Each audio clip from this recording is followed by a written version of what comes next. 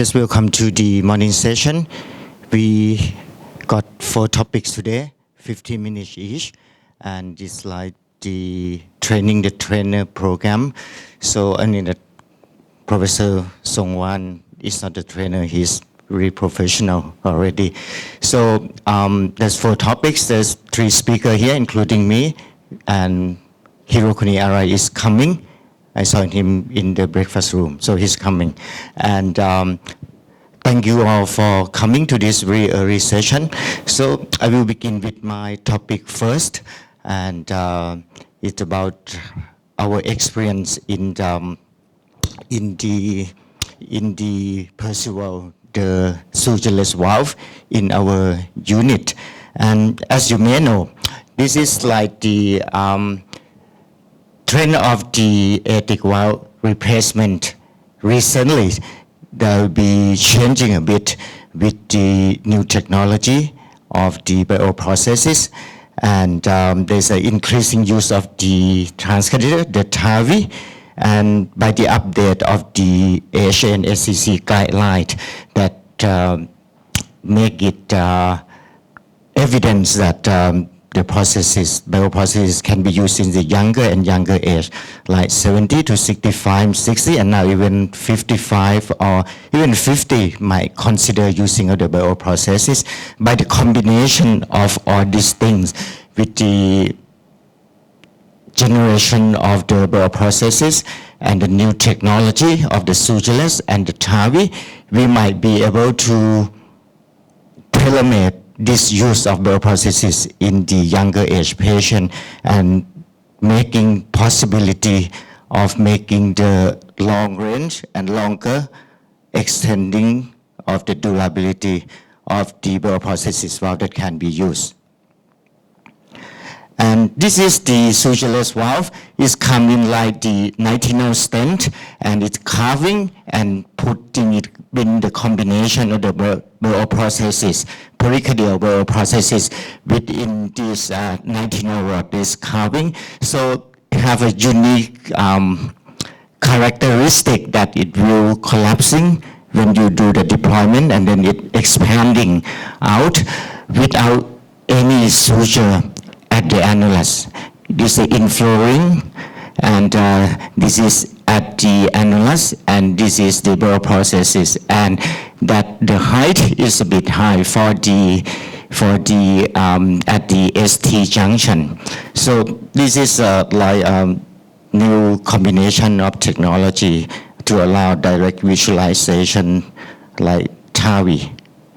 And this is because of a little high profile, about 25 to 29.5 millimeter. So the cannulation should be a bit higher to allow the aortotomy should be above the ST junction, with the measurement length from the aortic root should be a bit above the 30 millimeter to make sure that the aortotomy is not interfere when you do the closing of the aorta. And the size would come from 19 to 27 millimeter, which is a good range to do the valve replacement for the aortic stenosis.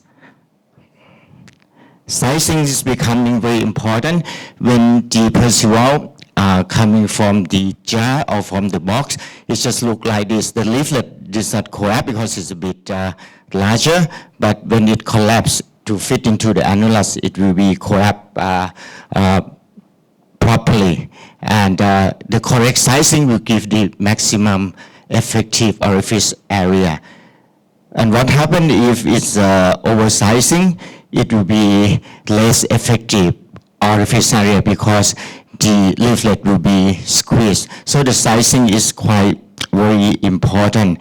And this is extreme oversizing, as you do with when we try to put the larger bioprocesses into the annulus, like we do with the suture bioprocesses. So the concept of using this is a bit different. You have to do the proper correct sizing to maximize the effective orifice area. By the characteristic of the valve. This is very important that in this area of the annulus level and just above the area of the bundle of peace is about size from S, M, L, and XL is 6 to 8 millimeter below. This is the area that should be clear because this is what it will be used instead of using the suture in the suture burial processes.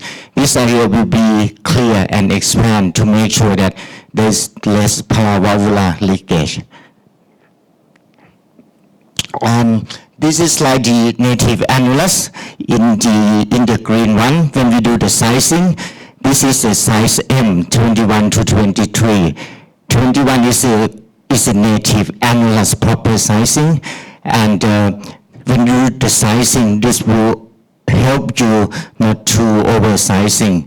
So in this case, we use a 21 in the green circle, and the red one is maximum, and the blue one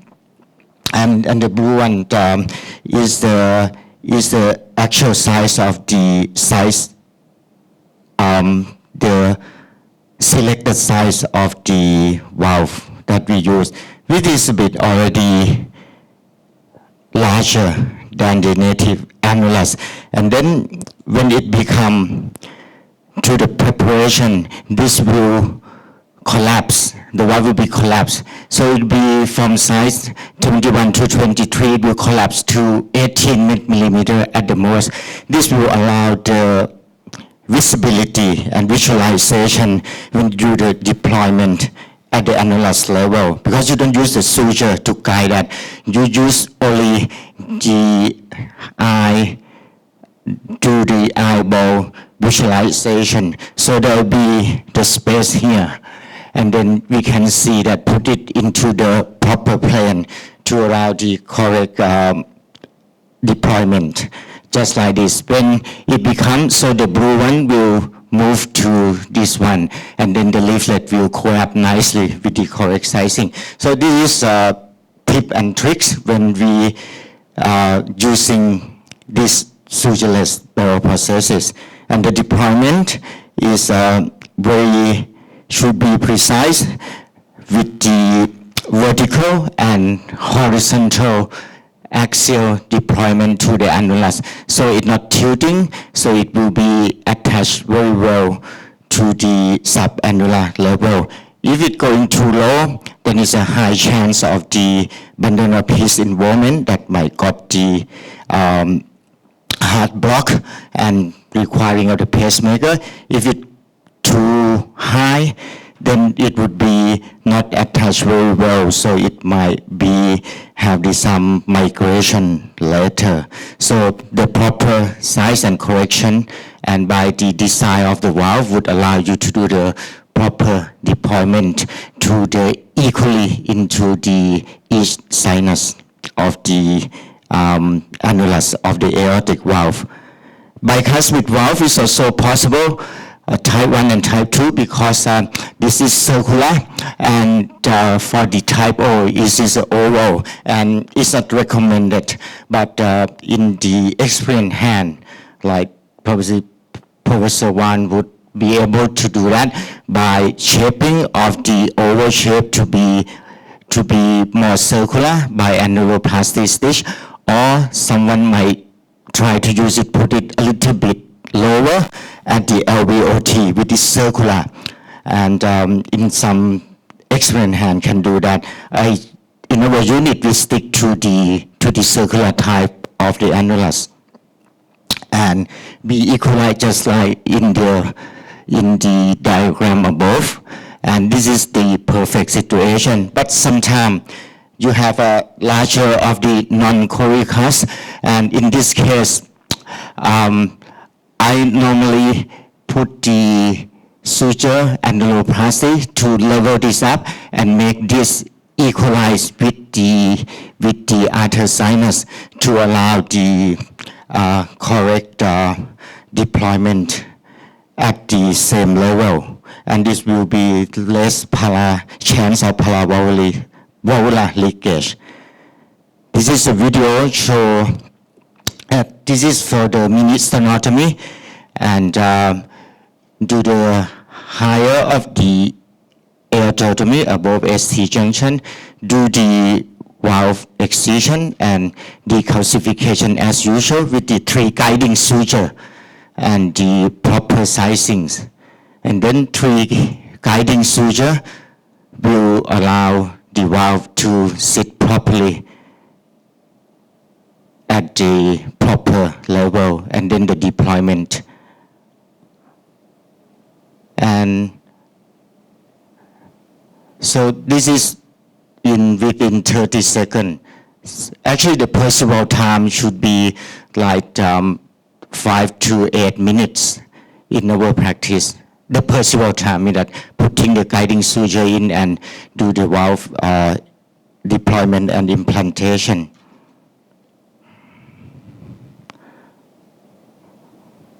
This is another case.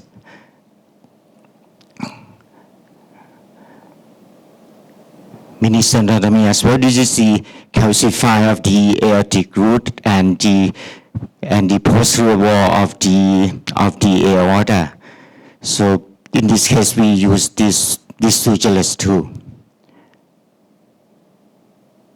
The sizing as usual, and guiding suture to the buttonhole at the level, and then the positioning of the valve, looking carefully, and the coaptation of the valve will come. And this is a ballooning to make sure that it's secure more properly at the annulus level. Another case of the concomitant. This one got about 85 years old and got the coronary artery disease too. So we do the sternotomy and doing the CABG first, using the SVG on the beating heart, on pump beating heart technique. And then this is the aortotomy and the valve. This is a bicuspid type 1 and still have 3 E. coli sinus. So the sutureless valve is used and the deployment as usual.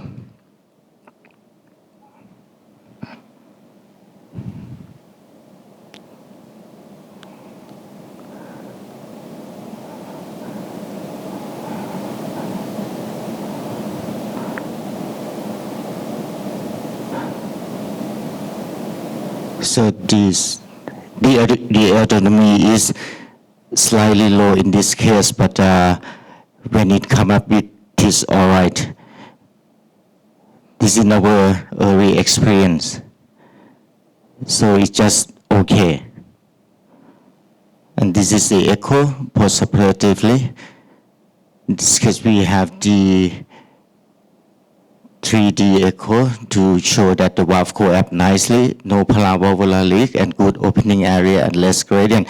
By the evidence, this is on the 12 study, 940 sutureless of the aortic valve, 40% is minimally invasive, and cross-clamp time is average of 47 minutes, and 30-day and 1-day mortality is 2% and 5%.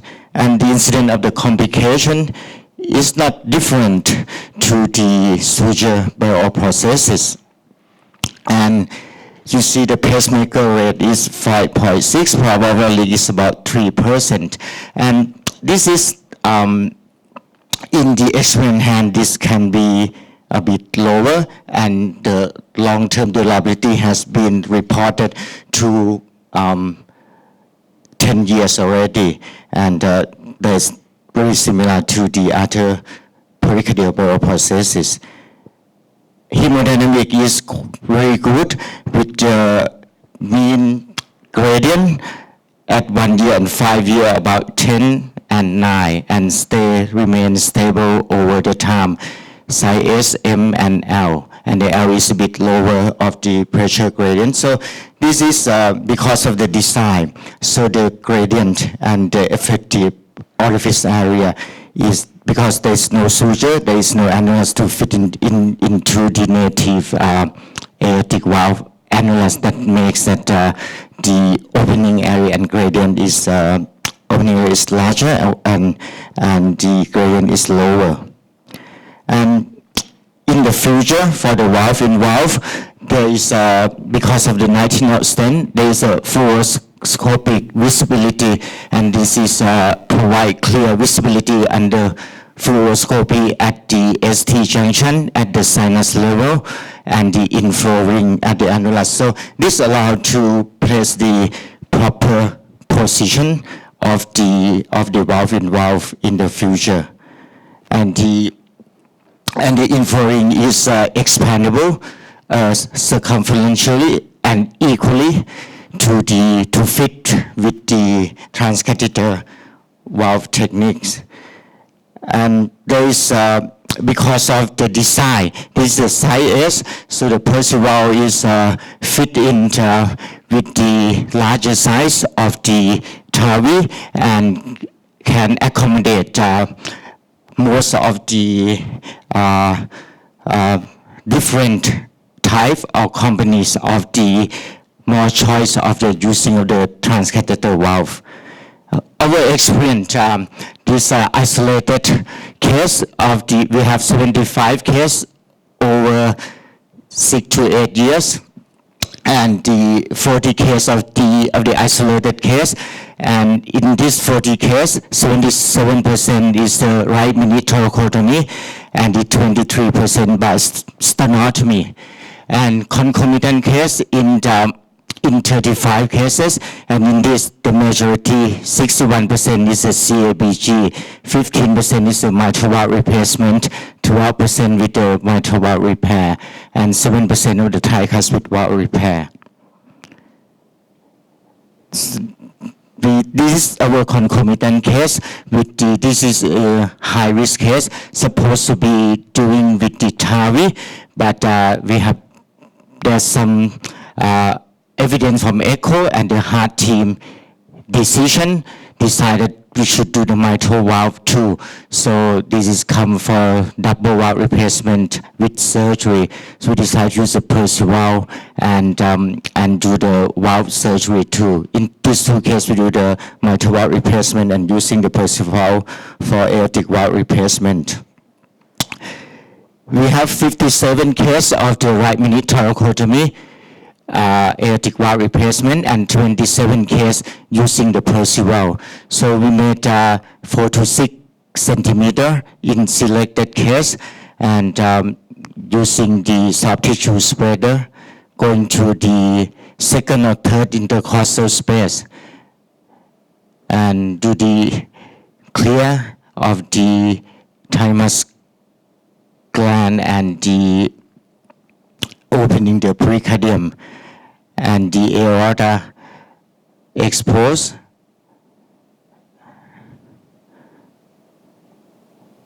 and using the vent, LV vent as usual, we do the femoral bypass, and this is allow the good exposure do the aortotomy and doing the valve replacement. In this case, we're using the Percival too.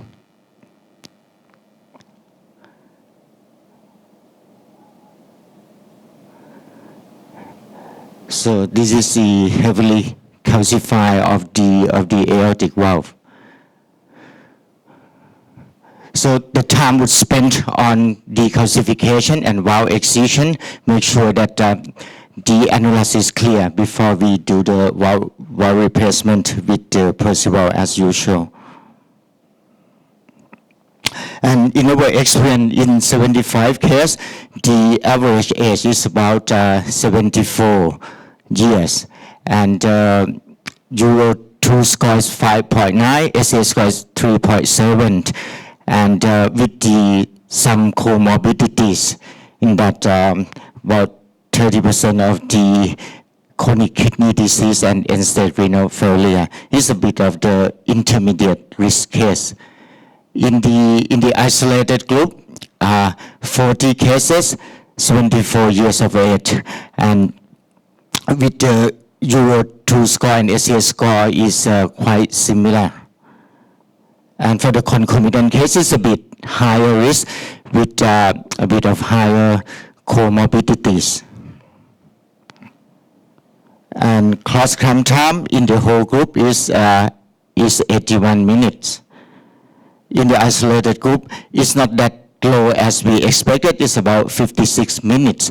So as I said, for the perceval time is about 5 to 8 minutes. So perceval time means that going through putting the guiding suture and do the deployment and then checking and everything through the closure of the aortotomy. But most of the time spent to do a decalcification while excision.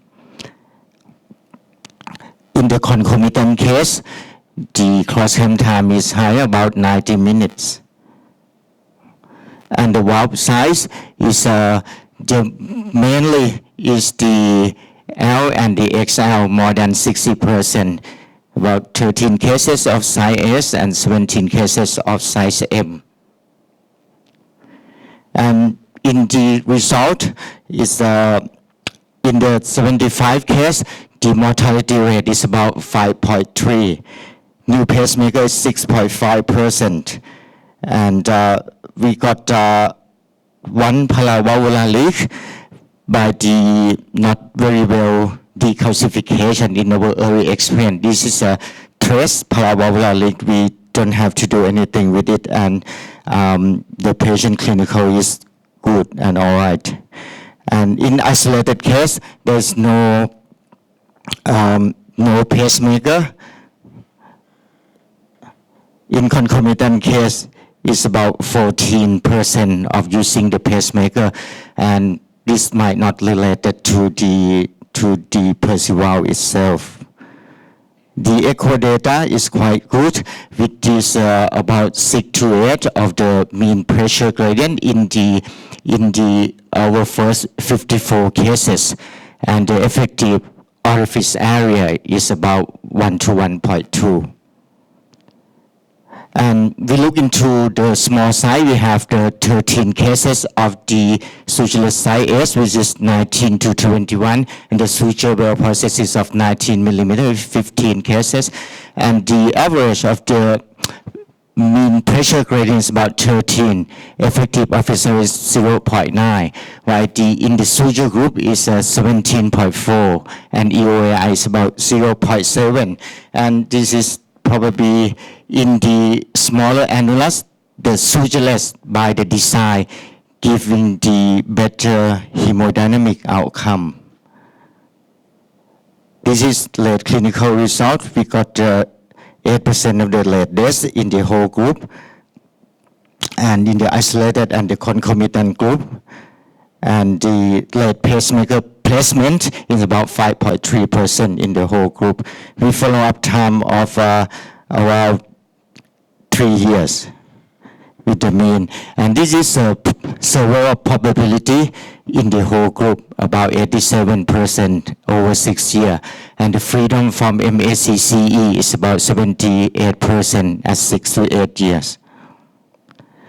In our group, there's 5 cases of the early pacemaker placement is 6.5%. In this group, the mean age is about 76, or have the preoperative atrial fibrillation 6 sinus syndrome, and preoperative 1 case of the sinus rhythm before by the incomplete right bundle band box, and in all the pacemaker implantation in our series is a concomitant case.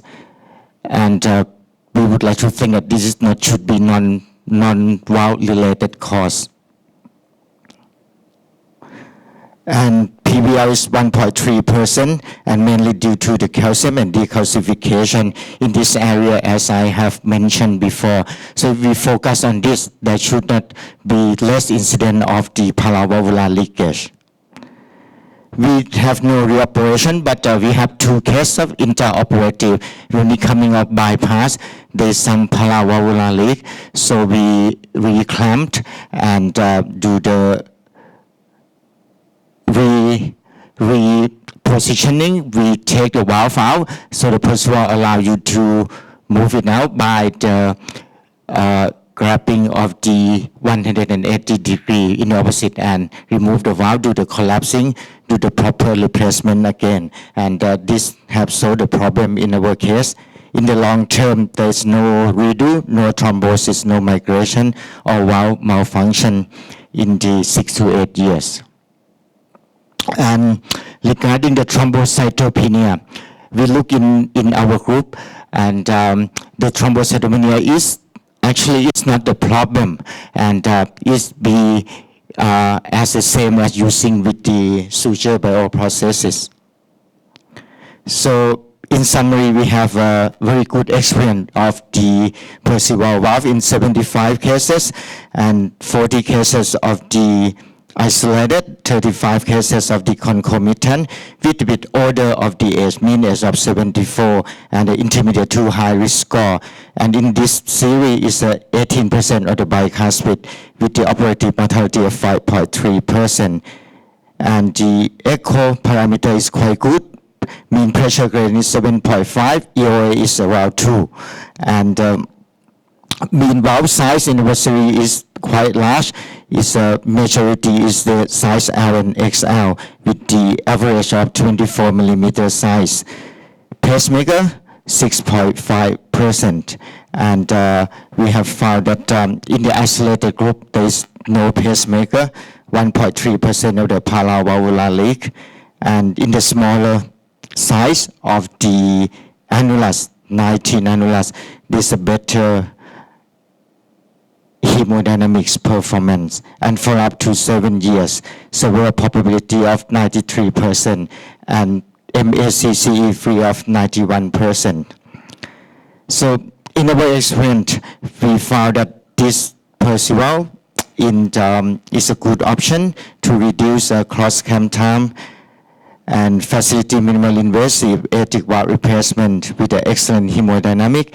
And if we focus on the good decalcification, there will be less paravalvular leak, and focus on the good deployment and proper level, that should be less interfere with the bundle of heat, so there should be less permanent pacemaker implantation, and by the durability and with the proper sizings, and this should solve the problem of the valve thrombosis or high gradient postoperatively, and it's a good platform for the future valve-in-valve by its own unique design. So in the conclusion, we have a good experience with this Percival valve, and long-term durability is still to be followed, but at least in the evidence is about 10 years. It's no different from the other pericardial bioprocesses. And that is all. Thank you very much.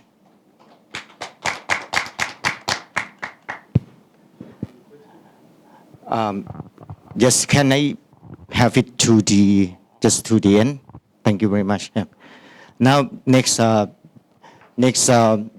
speaker will be Professor Song Wan from Hong Kong. The topic is innovative approach for Neochardal replacement, and while he is connecting the computer, I may have your question first, and then I invite Professor Hirokuni Arai to be our chairman of the session. Please. Yeah, please. Hiro, please. Yeah, please. I think that is a promising result from what Ajahn teach us from the presentation, but I'm still skeptical about this valve because as we know that we have to crimp this valve before we put it in like a TAVI technique. So actually, is there any papers around the world that there is an early structural valve failure for Percival valve? Any of them at all?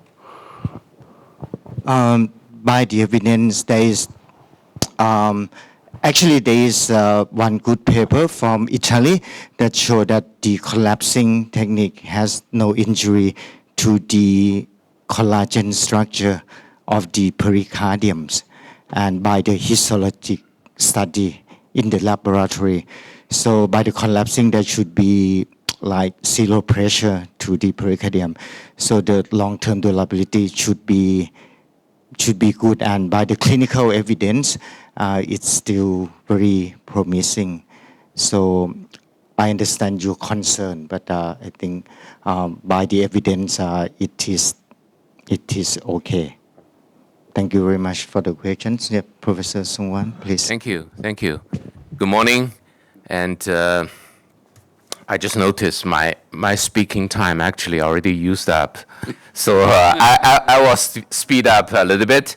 And I'm asked by Tavisa to talk about innovative approach for new code implantation. And I searched the literature. Actually, this is a very complicated issue. But I try to simplify it. And I have nothing to disclose. We all know a new code, artificial chordae is a very important technique. It's a fundamental in mitral valve repair. But the technical issue is actually still repeatedly discussed among surgeons. So there are some conventional innovative approach, and I'm not actually representing any company, and I'm not going to do some advertisement, but this is a very useful tool to use a 3D record ring, and sometimes even a MIMO 4D ring. And I just briefly show some cartoon, and this is, I think most of you are already familiar. To implant 3D record ring, we first get the artificial chordae in place, and then we need to implant the ring first. So this artificial chordae, leave it through that window. We insert the ring, proper size the ring, and tie all the sutures. Then the artificial chordae cross the leaflet edge, cross the yellow loop, and cross the leaflet again. Just tie it. After this tying, actually the length of the artificial chordae already automatically fixed. We can remove the fixing blue suture and the yellow loops. This technique is particularly useful for the anterior chordae measurement. I use a 3D record ring now almost exclusively for the anterior repair. For the posterior, I don't use a record ring. So this is a real case, a massive MR. 3D echo suggests there is a A1 ruptured chordae, and also there is a cleft causing a quite significant MR. Intra-op, you see that it's not moving.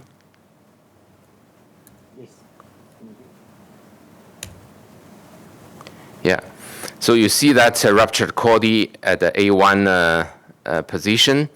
So we first put the annuloplastic suture. We measure the size. This is a 32 ring.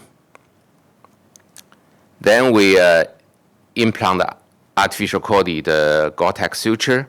We use the replacement sizer to expose.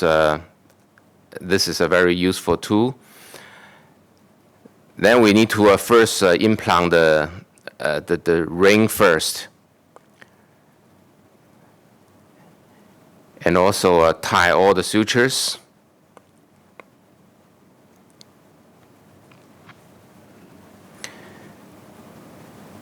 So now the Gore-Tex suture from the ventricular side goes through the leaflet and then through that yellow loop. The other Gore-Tex as well.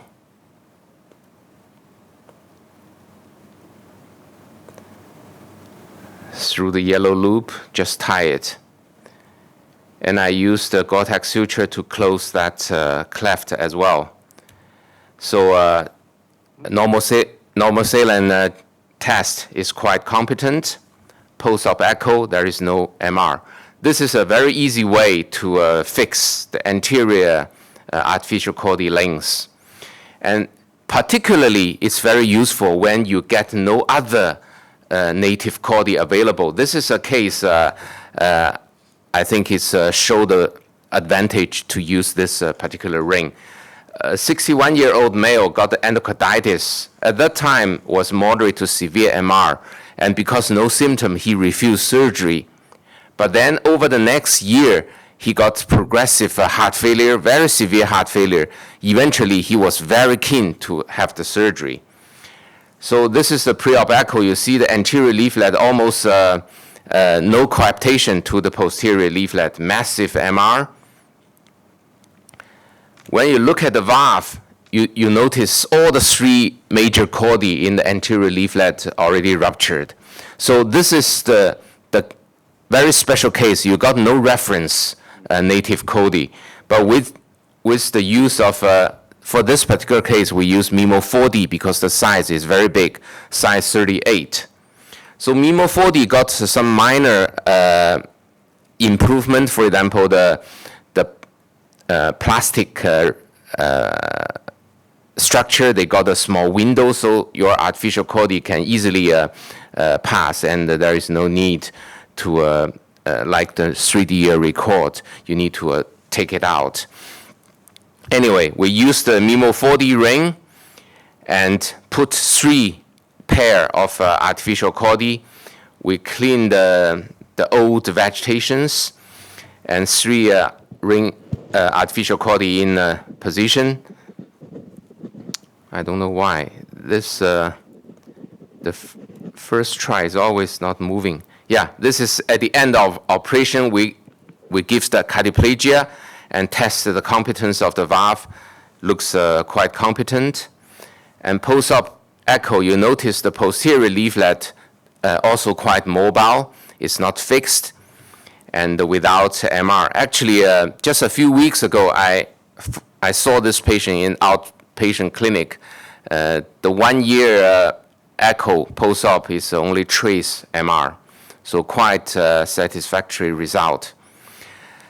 The second part of innovative neochord implantation, we are all familiar with this device called the Neochord.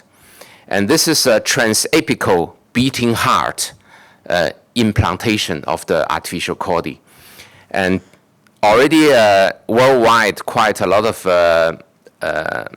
clinical cases. And this is another device called the Mitral Stitch. It's very similar as the Neochord, but this device is developed in China. And they design additional, you see that national, how to say it, a frame or a net. It helps you to position the posterior leaflet and easier to get the artificial chordae goes through. But these 2 devices are transapical. And another one is developed by the Edwards. It's called Harpoon. It's more or less the same principle, but the insertion side slightly lateral, not purely apical. But all these devices, transapical one, usually surgeon questioning, it's not like a natural native chordae. Native chordae is from the papillary muscle. This all through the ventricular wall. So there was some debate whether it's as good as the native chordae. So Stanford Professor Jiu Wu's lab actually research on this subject. They use a very nicely designed simulator, and they measure the chordae force and the load. So I actually went to Stanford. I went to that lab and watched their simulator. It's quite delegated device. something wrong with my video. It's always the first time not moving. So they have the whole structure of the mitral valve from the pig, and they implant in that simulator. They have the transesophageal echo to monitor the repair result, and they have the computer to measure all sophisticated pressures simultaneously. So this is a very elegant model, and you see they take the pig mitral valve, including the subvalvular structure, mount it on that simulator, and then they implant the artificial chordae. And they mimic transapical, papillary muscle, and their device can very precisely simulate the LV pressure, even the coronary pressure. They can measure all the things.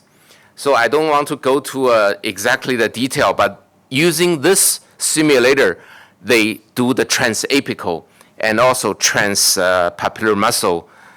And their conclusion is anchoring artificial neochord in the apical position result in higher forces and increase the rate of loading on the chordae and neochord. So which suggests that the transapical anchoring could translate to increase the stress on the mitral valve structure. So this is actually a very nice example, the clinical relevant research, and suggesting for the transapical neochord, you need to get a new design. At least you need to get a strengthened, more solid artificial chordae. And this also reflects the clinical situation why some transapical neochord ruptured, because the force actually is increased. Now there are some new device under development. Try to get the neochord not transapical, instead transpapillary muscle. This is a device called a chord art, still under experimental research, no clinical data available yet. But this one, the artificial chordae is implant on the papillary muscle. And to my knowledge, there are another 1-2 new device also try to get the chordae from the papillary muscle. And the final part of this so-called innovative approach, I will introduce another new one. This paper actually is from Yale University, New Haven Hospital, and those group of surgeons, they develop a new way to implant artificial chordae. And I was invited by JTCVS to write an editorial commentary on this paper. My title was Strengths at the Cutting Edge. Because that paper is still in press, I got no right to disclose their figure. So I will use my figure. This is the figure from my editorial commentary. And which one is the laser pointer? This green one? Yeah, okay. Green, yes. So you see the traditional way, you got the artificial chordae, the Gore-Tex suture through the papillary muscle, go back to the edge, and you tie the knot there, right? But New Haven group, the two needle pass through the posterior leaflet and go to the papillary muscle, and the two needle go to the annular side. So they tie the knot at the annular rather than at the edge of the leaflet. So the purpose to use this way is when they got all these artificial in position, they don't tie it first. They put the ring and then they inject normal saline. When the saline is fully expanding the LV, based on that, they slowly tie the artificial chordae so that the length is well measured automatically because they got the normal saline expanding of the LV. And they use this technique in a minimal invasive way, so they can do it through the thoracotomy. And they've done, in that paper, they've done 22 patients. They say quite nice result. However, when I review that paper, I noticed they use CV5 suture. So my impression, because I don't use CV5, I routinely use CV4. My impression, CV5 may not be good. So we actually calculated. Look at the angle of this one. This is alpha, and this is because the two suture goes through the papillary muscle. There is an angle of beta. So I don't want to go to detail, but based on this alpha and the beta, we got the force measurement. This new adjustment force is much bigger than the conventional force. And in fact, the force on the papillary muscle is 1.732 times of the conventional way. So the force is much stronger, much bigger than the conventional way.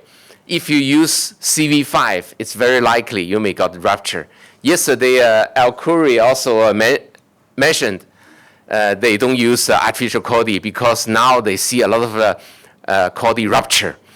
I think because they chose probably not strong enough suture, they chose CV5. So my conclusion is better choose CV4. To strengthen the potential weakest link of the adjustable neochordal implantation technique, CV4 sutures should be used in preference to the original proposed CV5. That was the conclusion of my editorial commentary. Anyway, I just briefly introduced this new innovative artificial chordae implantation, and hopefully we will have a lot of new way to develop and measure the chordae precisely. Thank you very much. Thank you very much. That's very exciting. Should we leave the question to the last? Yeah, maybe we forgot precise information. Maybe I'd like to ask him at this moment. Okay. Yeah, actually this is very innovative, and you're a scientist, and I'm not sure about the sine and cosine is quite difficult, but actually I changed, previously I used CV5, but I changed CV4 for the usual operation because in some cases I have trouble. You're right, that trouble. And so the last one is a very interesting thing. So you say that if you make such kind of V shape of the chordae, the strength of the papillary muscle is much bigger than the conventional one. Yes. Yeah. It may potentially even cut through the tip of the papillary muscle. That's why the suture should be stronger.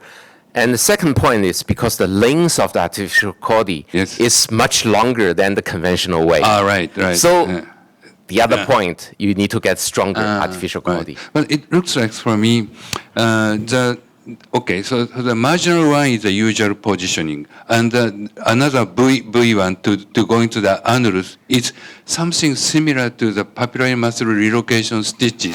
Yes. So from my experience, papillary muscle relocation stitches got a very strong strength, power because it can hold the function of the second one is almost a secondary chordae. So I agree with your opinions. This might work, but in the later maybe the papillary muscle tears and produce some kind of problem. Yes. Also because this angle, they actually pulled papillary muscle a little bit, so the position is no longer the native direction. Exactly. It's somehow got a remodeling. Right. I don't have the scientific evidence to discuss that issue, but I think the papillary muscle position is different. Yeah, as you said, it's a papillary muscle reposition. Right. Yeah, combination of repositioning. Yeah. So it's changing the anatomical features. Yeah. So yeah, nice editorial comment. Thank you. Yes. One small question. Yes. When we put in the ring and put in the cortic suture like this in microwave, usually also a leaflet almost like a hinge white in most of the cases. What is the secret how to make it move like Professor? First, I think very importantly, you don't resect any leaflet. The more you resect, the more fixed posterior leaflet. Second is you don't use the artificial cordy to fix the posterior. Yesterday somebody was discussing, they use the artificial cordy to pull the posterior leaflet and avoid the resection. But then that leaflet also fixed, not moving. For that case, we didn't put anything on the posterior leaflet. We didn't resect anything. That's why it's still mobile. You see, and now for the mitral repair, we actually advocate to keep the mobile posterior leaflet. It's good for the coaptation, good for the durability. Thank you. And I have a question for the Memo 3D or Memo 4D Yes. new ring. So Yes. you only use that ring for in case of the anterior leaflet. Yes. Why you don't use for the posterior leaflet? Yeah, we tried. We found posterior leaflet actually doesn't really helpful because first, posterior leaflet artificial cordy measurement is much easier than anterior. Yeah.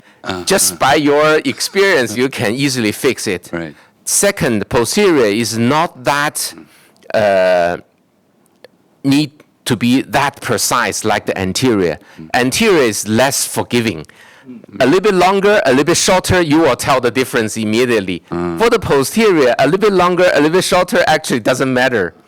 I talked to Professor Langer yesterday. Yes. He also got the same impression. So he doesn't use it for the posterior anymore. Okay. It's only for the anterior. Anterior is very helpful. Posterior, I don't need it. Yeah, actually, at the time of STS meeting, Michael Bogan made a presentation regarding how can you fix the length of the loop. He said for the anterior leaflet, posterior leaflet, the length of the loop is different. So he said that for the anterior, at the level of the annulus, but the posterior it's much shorter than that one. Yes. So that is probably the similarity. If you use that kind of Memo 3D for posterior leaflet, you might make a longer cord. That's a very important point because for the posterior, if you want to use the record ring, your artificial cordy is not go to the posterior leaflet edge. You actually go quite higher position instead of the edge. Yes. Then you can use the record system.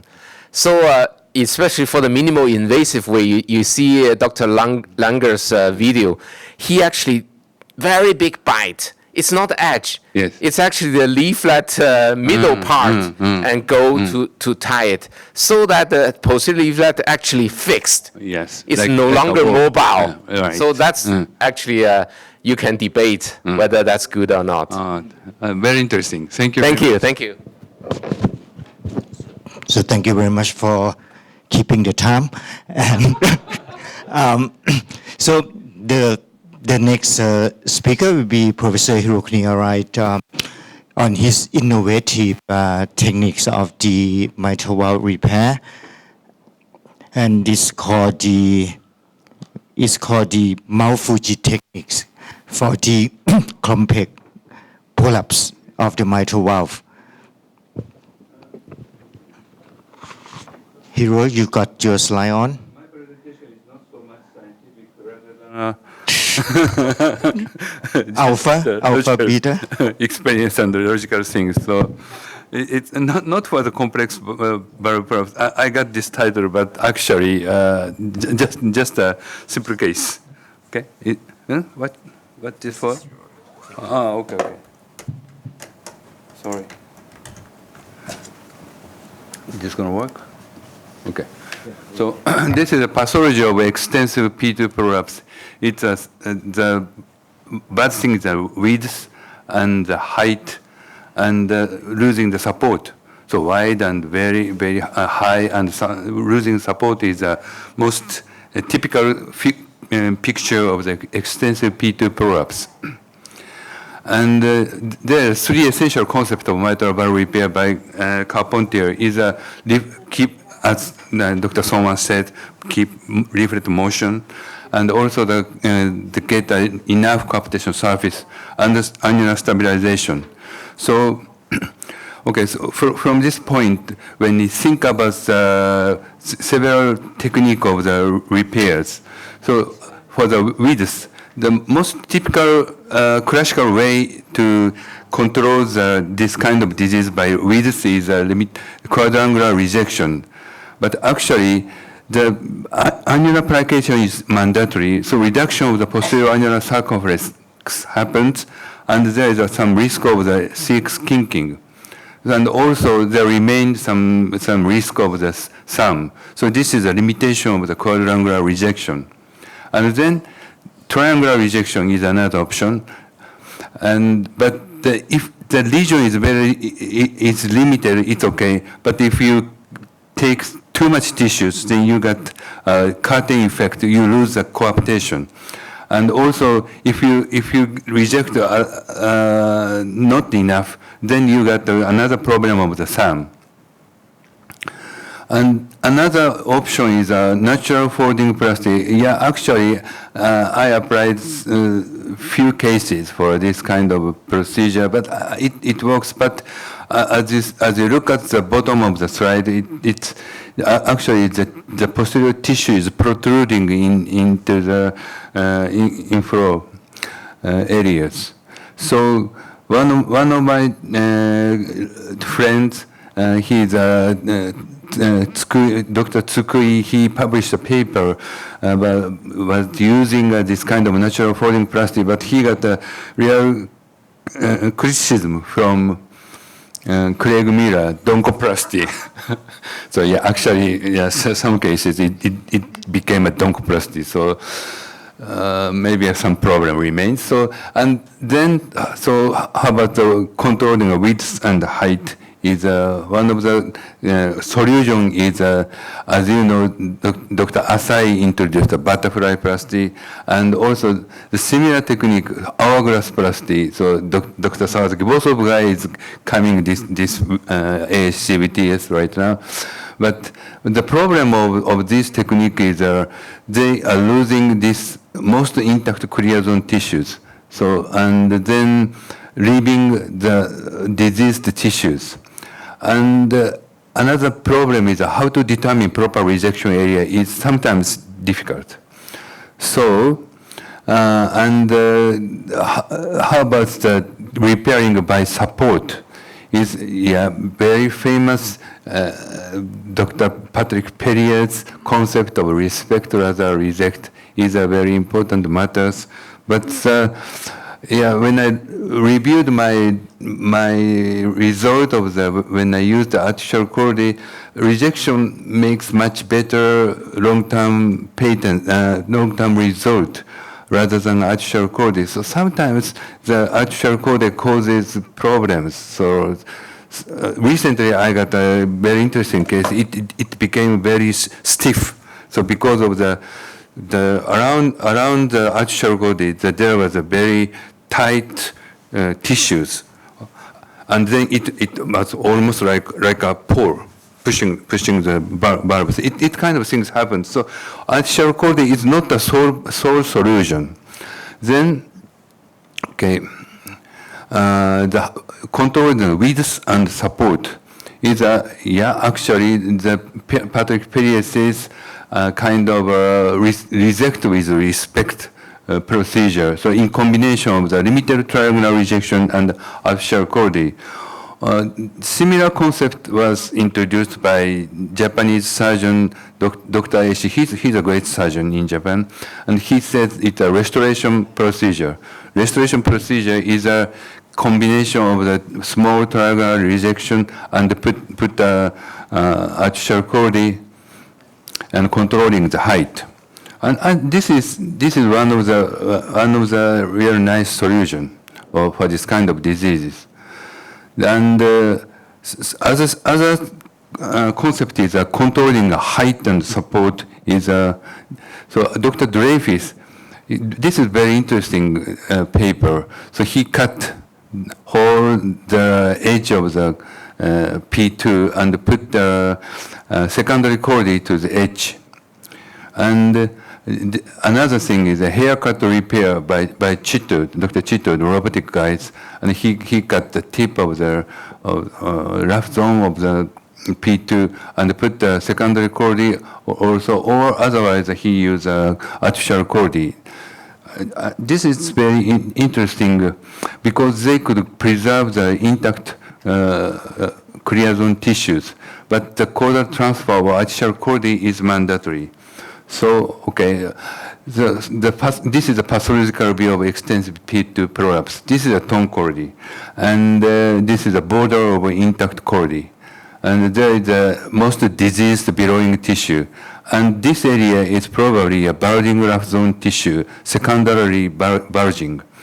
And then this part is usually an intact clear zone tissue. So, and this area, intact marginal chordae. So which parts of the leaflet should be preserved? I think in this kind of pathology, the intact clear zone tissue must be preserved. And also this rough zone with intact marginal chordae. So what is the pathologically oriented rejection area, logically, this is logic, and diseased belonging tissue? And also secondary bulging rough zone tissue should be rejected. So in this concept, I tried to make a little bit new rejection procedure. So this is a case of the 47-year-old male severe MR due to extensive P2 prolapse. So this is I put stitches at the margin of the intact chordaes and tractioned it. This is the first step. Okay, so I put this kind of intact chordae length, find the border, and then I make a marker from the annulus to the rejection point. It's a 15 millimeter. So actually, I try to cut the most diseased bulging tissues. So instead of making a quadrangular rejection to the bottom of the leaflet, I left the 15 millimeter length from the bottom and I make a quadrangular rejection, only the tip of the diseased P2 tissues. My drawing is not so great, but please imagine keep just a 15 millimeter. So not necessarily 15 millimeter, but sometimes comparing to the adjacent P1 and P3 height. So if it's a 12, the 12 is acceptable, and then I make this kind of a rotation technique of the. I put the edge of the intact chordae to the center, just rotated. Then I could find this portion is another unnecessary diseased tissue, actually a secondary bulging portion. So with this rotation technique, this can guide you which is secondarily unnecessary portion. So I marked it. Then I simply cut this portion. So with this maneuver, I could leave the intact clear zone tissues, and also I could leave the intact rough zone tissues with normal length of the attached chordae. So I cut the secondary chordae of this area also. And so far I did nearly 30 cases of this kind of this procedure, but finally I found was that this procedure is most applicable to such a kind of only posterior leaflet limited barrow-like disease, not a fibroelastic disease. And then simply simply resuture these portions. So just suture the intact graft zone tissue and also the left intact clear zone tissues. Then automatically the mitral leaflet becomes almost normal shapes.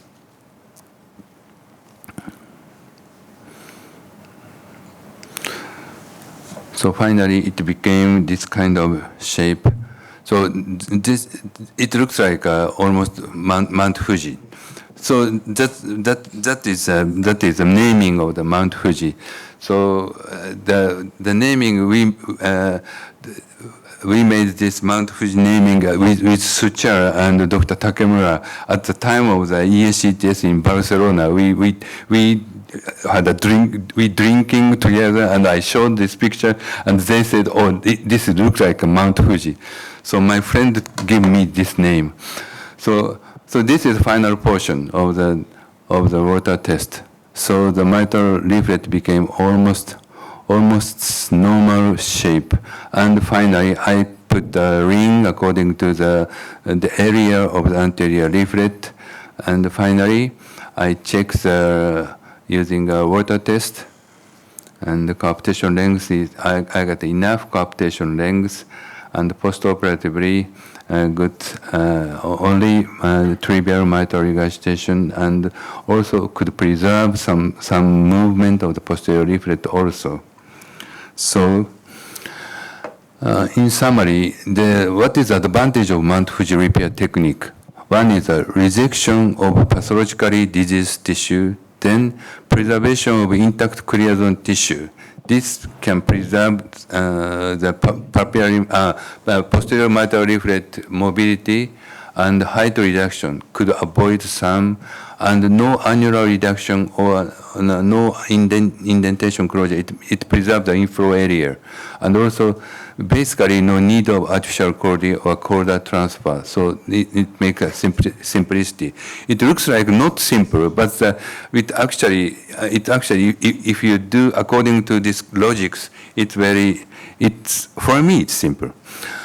So, in conclusion, pathologically oriented Mt.Fuji repair technique for posterior leaflet prolapse would be effective in preserving intact leaflet tissue, allowing leaflet mobility and avoiding risk of sub. So, with respect pathology is my concept. Thank you very much. Thank you very much.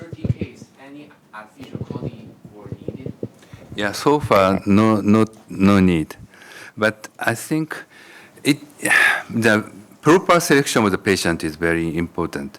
So if it's a very limited fiber elastic portions, you don't have to do this kind of complicated process. Just make a small triangular rejection.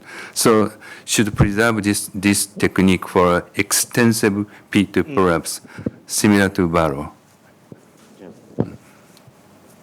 Thank you very much, Hiro. Because we have less time, Okay.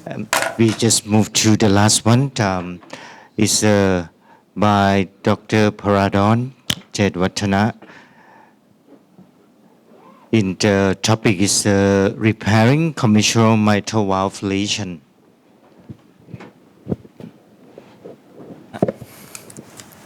Okay, good morning, Chairman, Co-Chairman, and ladies and gentlemen. It's my great honor to give a talk, even in a very short notice. I will try my best. Repair the commissural lesion sometimes is quite challenging for surgeon. As you can see from anatomy viewpoint, the commissure provide the continuity between the anterior leaflet and posterior leaflet. Sometimes on the other hand, sometimes it's difficult to put a Gore-Tex or caudal replacement and maintain the good length, good height of the free edge. And the etiology can be from the endocarditis, degenerative, and ischemic. So, for the surgical option, there are many recommendations to classify the lesion into the depends on the extent of prolapse. We classify to the limited or small prolapse or extensive prolapse. And the another factor we have to consider for the repair is about the tissue condition, like degenerative or vegetation or thickening tissue. So I'm going to go to the surgical option. The first thing, for limited prolapse, we can use a resection or non-resection technique, like a triangular resection or just a Magoon stitch in like this cartoon. Another technique by Professor Kohn is propose the close the commissure with a mattress suture. And for the extensive lesion, we also have a cutting technique or non-cutting technique. For cutting technique, can cut prolapse and mobilize like a sliding plasty and close the gap. The key stitch when do the closing the gap is also Carpentier David Adams called magic stitch. This stitch is a function like to make the coaptation at the commissure and to restore the bridge, make the commissure far away from the annulus, like the native about 5 millimeters far away, and increase the coaptation height of the leaflet. This is called magic. Can add to the when do the commissural plasty.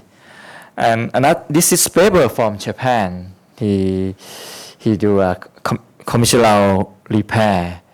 Around 28 cases, they use a leaflet folding plastic by cutting and move the leaflet together and put a magic stick. For around 5 years, no re-intervention, no leakage. But my preferred technique, I prefer to non-resection technique. I mean, make the extensive prolapse to be a small segment prolapse by using the Gore-Tex or caudal transfer and closing the small gap. I will show for an example cases that I use this technique. Oops, sorry, come back. This case that a patient with MR and atrial fibrillation. I did this case with minimally invasive approach through the Rheumatic thoracotomy.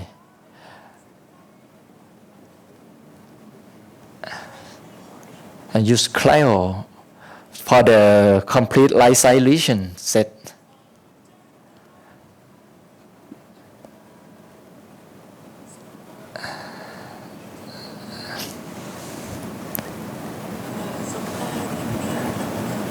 And then clamp and do the left side lesion.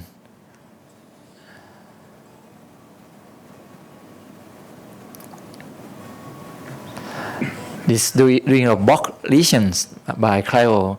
Usually I use 3 minutes, but in case that the leaflet is so thick, maybe go for 4 minutes.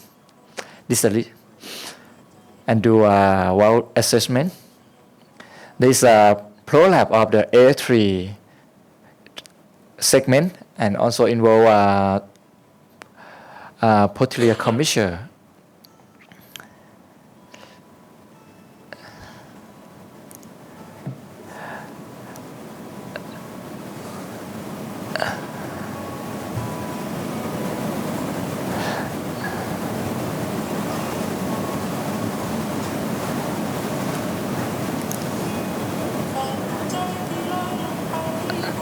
And water test still show some leakage from the commissural area.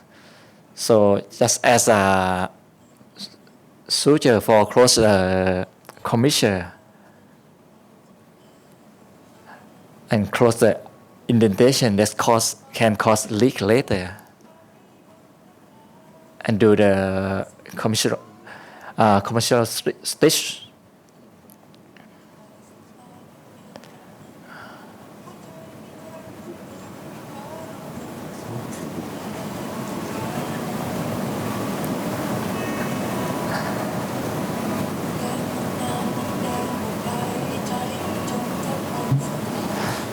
Okay.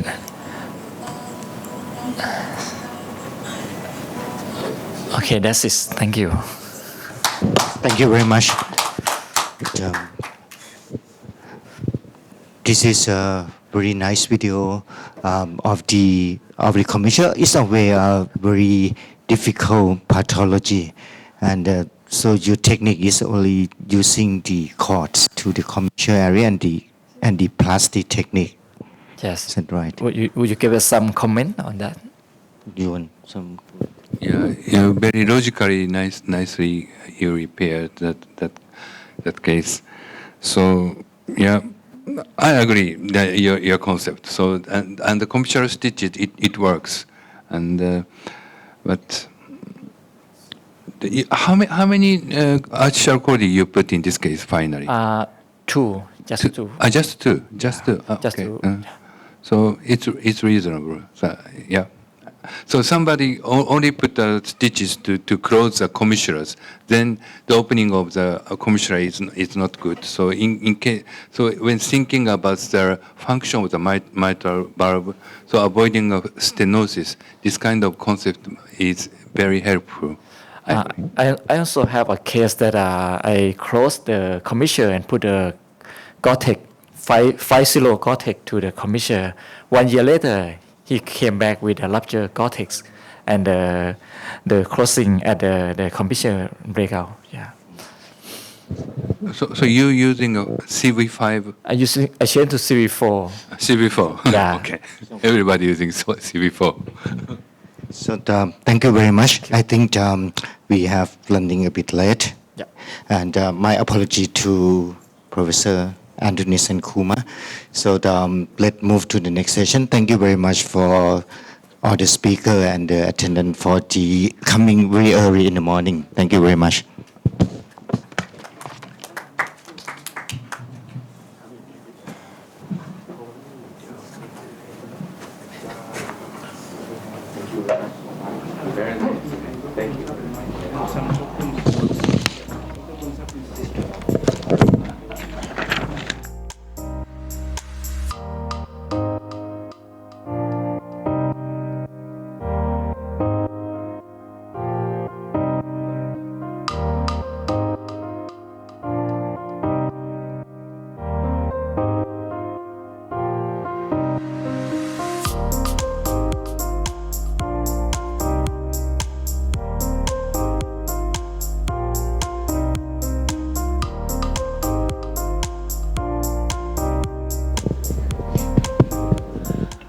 It looks like yesterday night's party has put a lot of people to sleep, and we have a very select audience, if I may say so, only those who are particularly interested in this.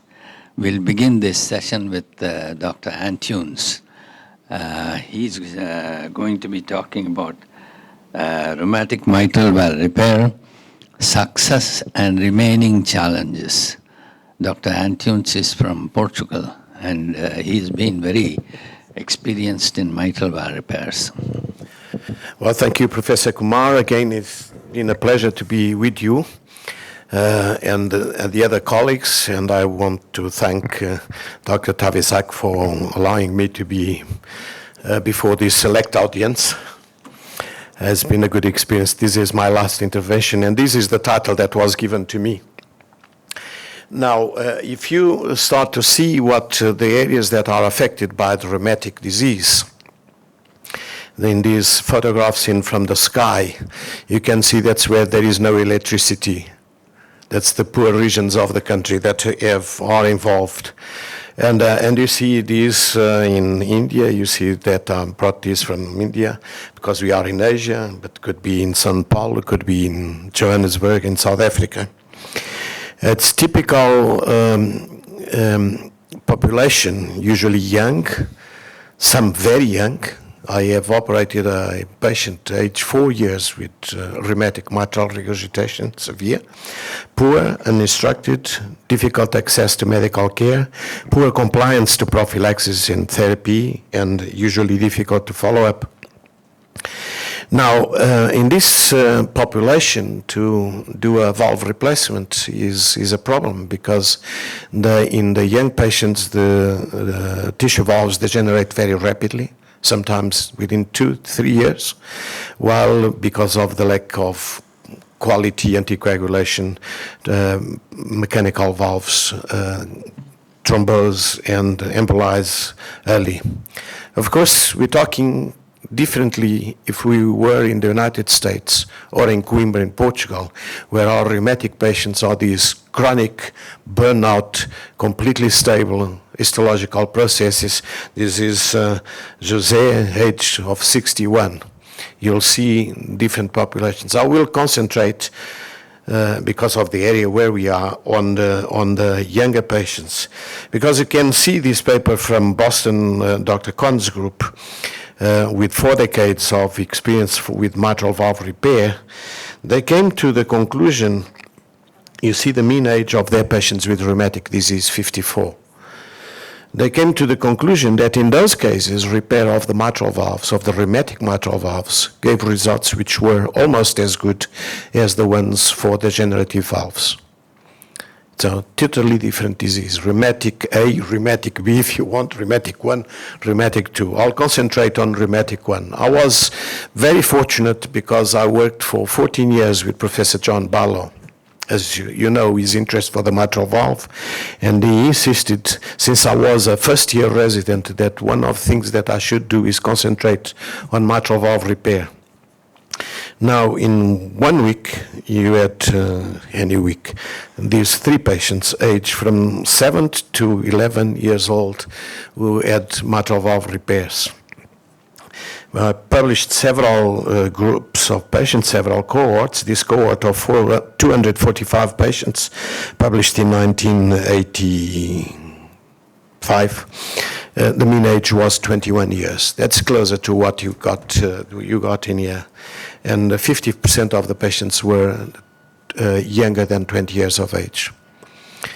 Now, this was published 87, and I called it a surgical challenge because, you know, it is a surgical challenge. Early on, in fact, I had published, and these were my first personal experience. This is my personal experience of the first 100 cases, and the shaded areas are the failures. So you can see that you improve as you go along towards 100, and then you get improvement to 1,000, and then you'll get improvement to 10,000. I want to reach 10,000. I'm now on something like personally on 3,500. You keep learning all the time, and you will see.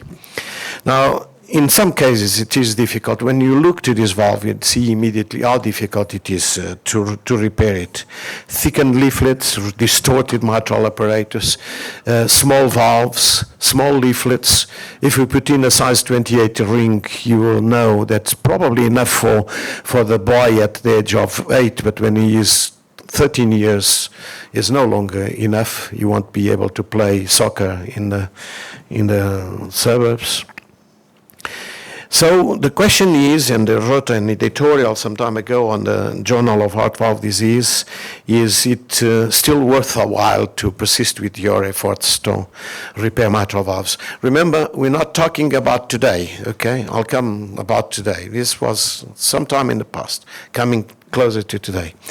Now, at that time in South Africa, up to 1988, patients who had mitral valve repair had a far better survival than patients who had either mechanical or a biological prosthesis for replacement, which is, we all know it's not news.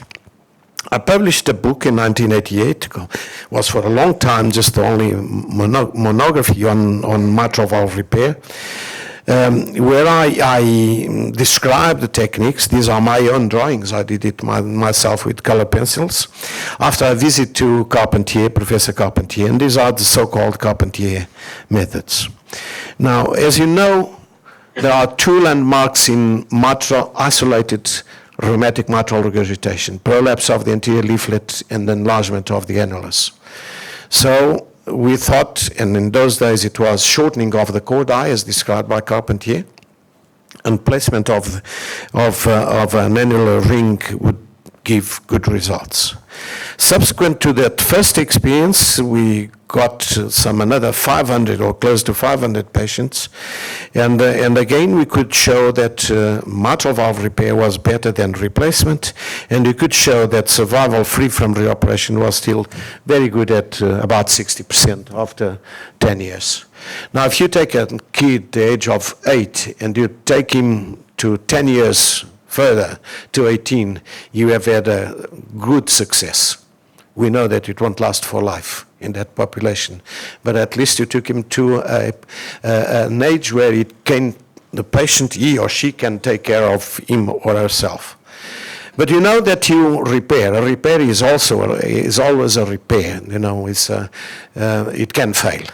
And this is a picture taken intraoperative on a patient who had a successful repair, good result, 3 years earlier. But then you can see that a chorda was ruptured. One of those elongated chordae. Perhaps we did not play at that time enough attention not to manipulate the chordae tendinae with your forceps. It's very important not to do. You shorten it, but it's still there, weak tissue, and it will fail at a later stage. At that time, Dr. Freiter came with the idea of, he played with sutures, different types of suture material, but then Gore-Tex was seen to be the best for that. And as you know now, that's the basis of our operation. We no longer shorten chordae. We just replace them or reinforce them if they're not ruptured with Gore-Tex. And there are many methods of using the Gore-Tex. I think one of the failures of the Gore-Tex is when I see a knot on the papillary muscle, because then you don't have the same tension or balanced tension in both sides. So I use a pleasured suture. Is just a U pass through the papillary muscle, so you can then rotate the two sides of the Gore-Tex, and in fact, measuring, you can either tie a little bit more or tie a little bit less, and then still have the correct length. All these patients have short leaflet tissue. Leaflets are short, are small. So methods of enlargement of the leaflets have been described. Back in 1985, I was doing many cases of extension of the posterior leaflet, and they all calcified. But we at that time, we were not paying attention to the anterior leaflet.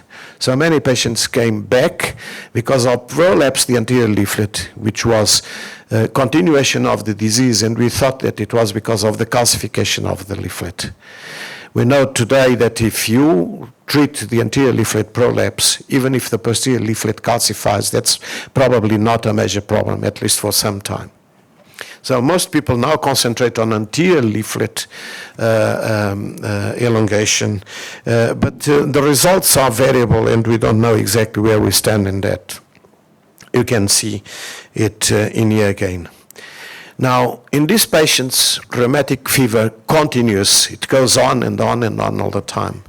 So even if you have a good result initially, after a few years like that, the tissue scarring and retraction creates new regurgitation plus a degree of mitral valve stenosis, and the valve has to be replaced. Now, if you see these valves in from the ventricle, you see how thickened the subvalvular apparatus is.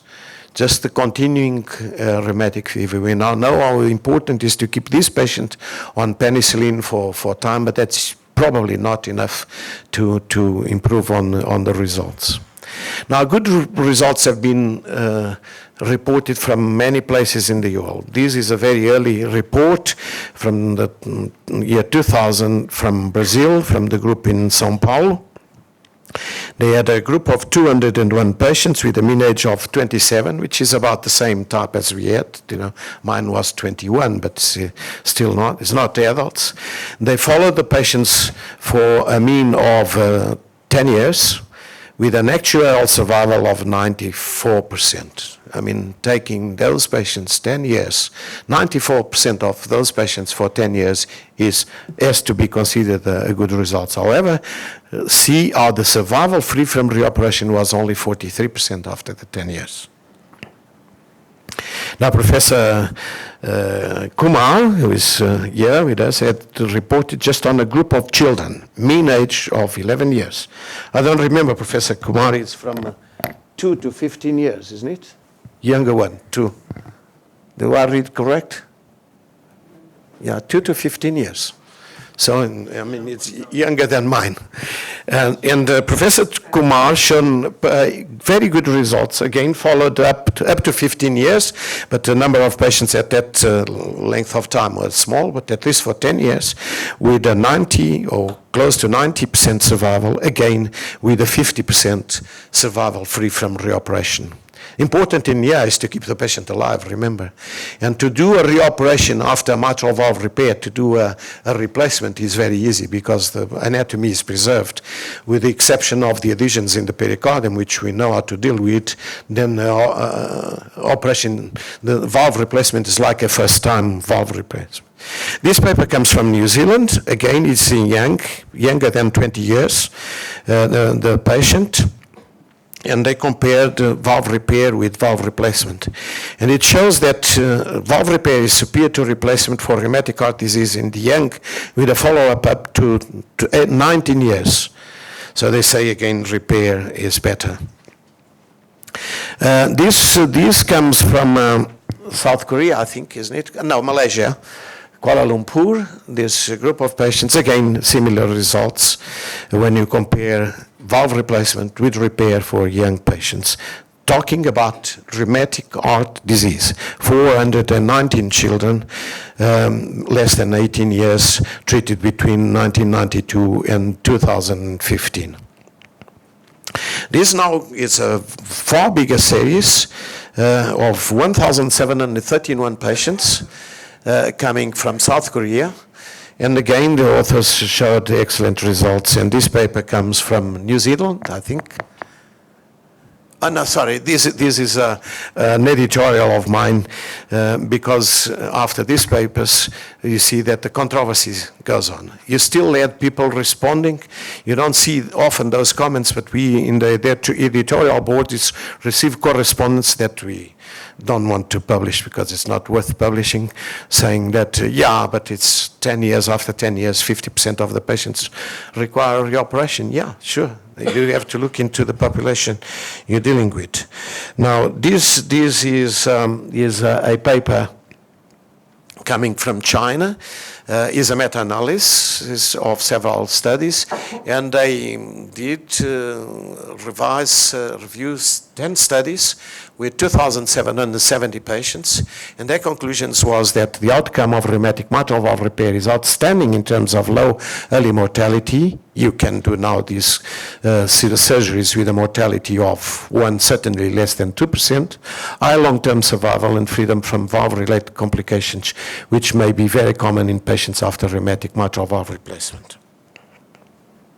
So, coming to a discussion, prosthetic valve replacement in young patients has increased morbidity. Rheumatic mitral regurgitation is amenable to repair in a large number of patients. Better knowledge of pathology and evolution of the techniques led to improved results. So, you need to be very careful not to compare recent series with series published 20 years ago. The evolution of the techniques important in rheumatic cases. Tissue is too short, never resect any tissue. There is never excess tissue. Use PTFE coda versus shortening. Use pre-shaped rigid rings. I'm absolutely adamant that you need to use a rigid, the old type Carpentier-Edwards ring because the anterior-posterior diameter is smaller and you get better coaptation.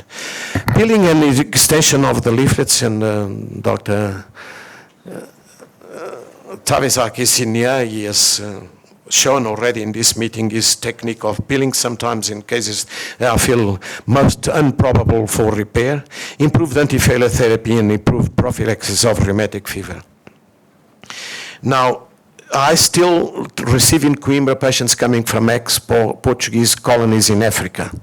So in this period of some 27 years, I operated on 507 patients coming from there, in which 89% could be repaired.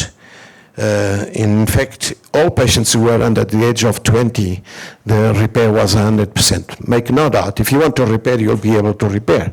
Now you have to consider this going to last at least the 10 years that I'm putting as a framework or not. Is it worth doing this in this particular patient? Maybe it is not. I go every year on a mission to Mozambique, and my mission is for a week or 10 days. I operate on about 20 patients and all basically mitral valve repairs. So in Africa, in population that's never going to be followed again often. So rheumatic valves can be repaired in more than 2/3 of young patients. Calcified valves with poor anterior leaflet mobility probably should prompt replacement. Of course, Shoti won't agree with that, because you saw how he treats those extensively calcifications, and we're learning from him too. Now, recently, with a Brazilian group, I was involved in creating a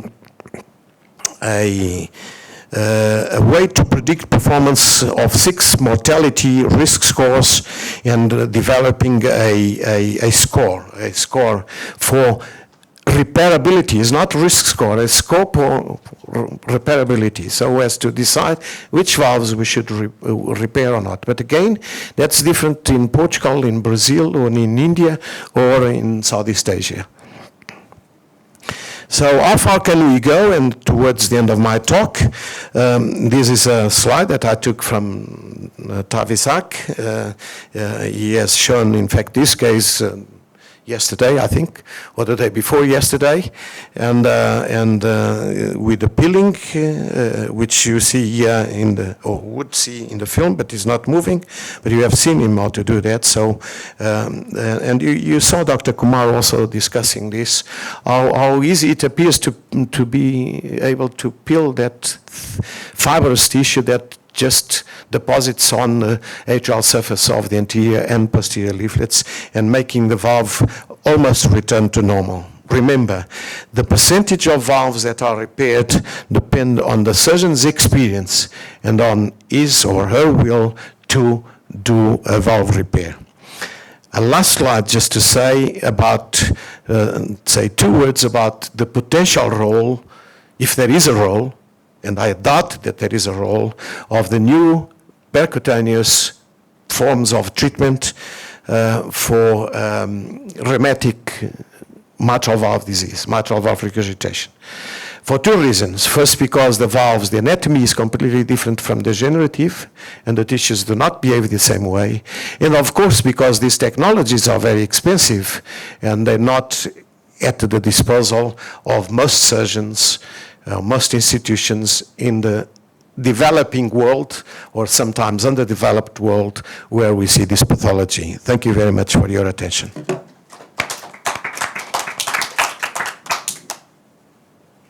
Yes?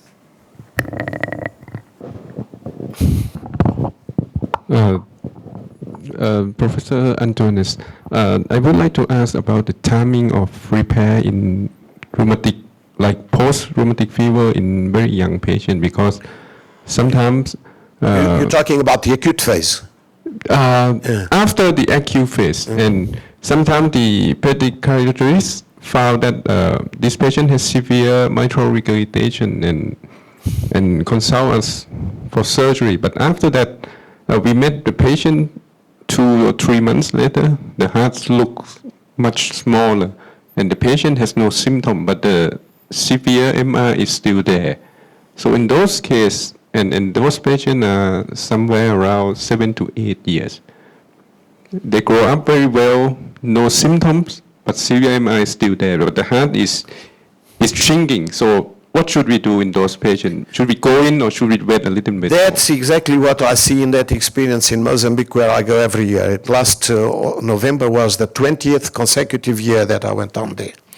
And the local people have the instruction to present to me only patients that even if they are in the acute phase, they had at least 3 months of corticoids and aspirin, that they do not appear to have an inflammatory process ongoing, but still then, and they have severe heart failure that does not respond to medical therapy, and then that they are at least older than 10 years. Because if you go below, in some cases you have to go because it's such a severe failure. Either you operate on the patient or he's going to die.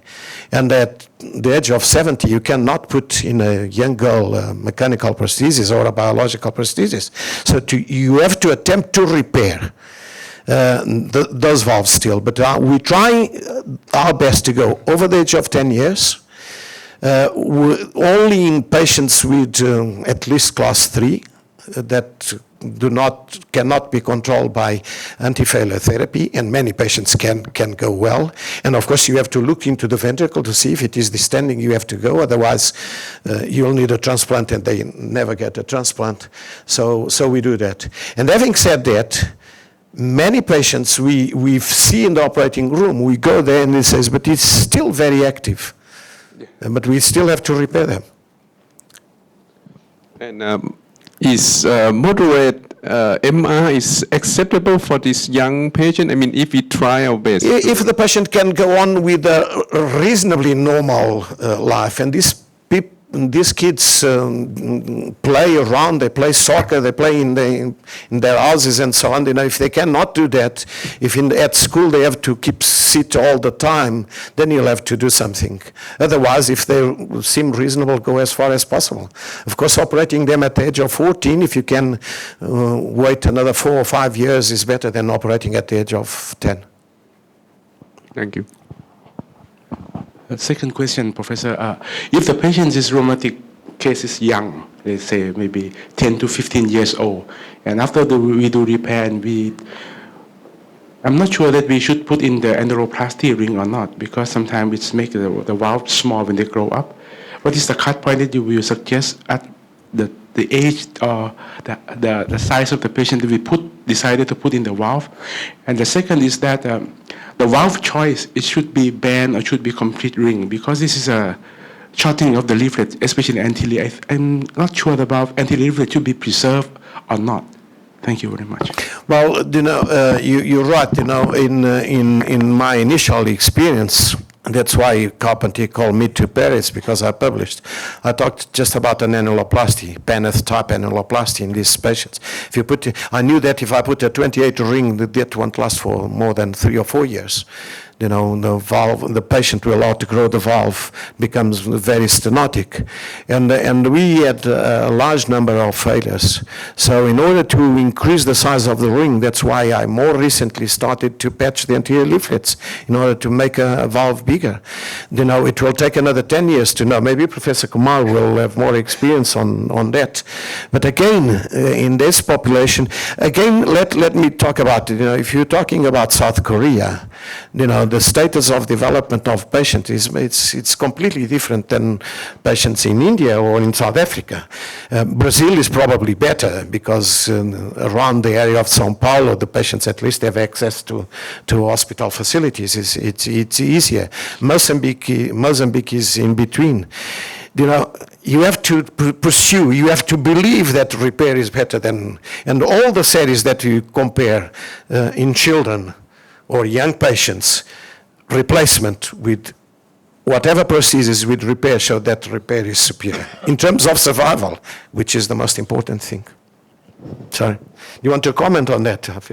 Rheumatic heart disease is not the same, say in developed countries, in developing countries, and underdeveloped countries. The pathology is completely different. What you see in, say, Africa and parts of Asia and India is totally different from what you're going to see in Europe and North America and Canada, because they are much older and they come with symptoms at an age of 45, 50, whereas the population from Asia and Africa come at 10, 12, and they have very significant problems, symptoms, because of mitral stenosis combined with mitral regurgitation, which is not so with the Caucasian population. Okay, let's move forward. Now we have Professor Kumar talking about surgical option for rheumatic aortic valve disease. We're going from the mitral to the aortic. It's not exactly the same thing, I suppose. Thank you very much, Tavisak. I must thank you once again for inviting me. You've given me a topic that is quite different. We have been talking about mitral valve. Now we are going to be talking about aortic valve. Now, in the sequence, mitral valve is affected in about 90% of patients with rheumatic heart disease. Aortic valve is affected in about 70% of patients. So many of them come with combined mitral and aortic valve disease.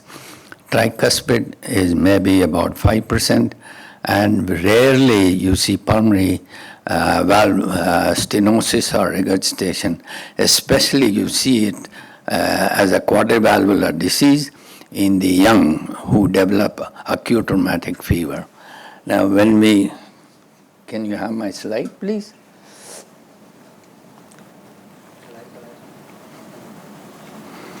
Okay. Which is forward? This one? Okay.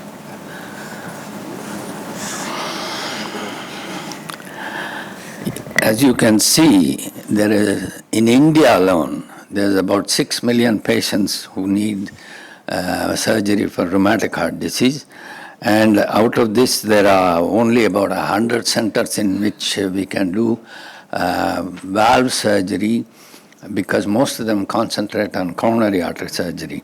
About 50,000 open heart surgeries, which is now slightly different, about 120,000 are being done in the country. Remaining 70,000 is all coronary artery disease. So the coronary artery disease takes precedence over rheumatic heart disease because it affects the poor, and the poor don't go to the private institutions, they go to the government aided institutions.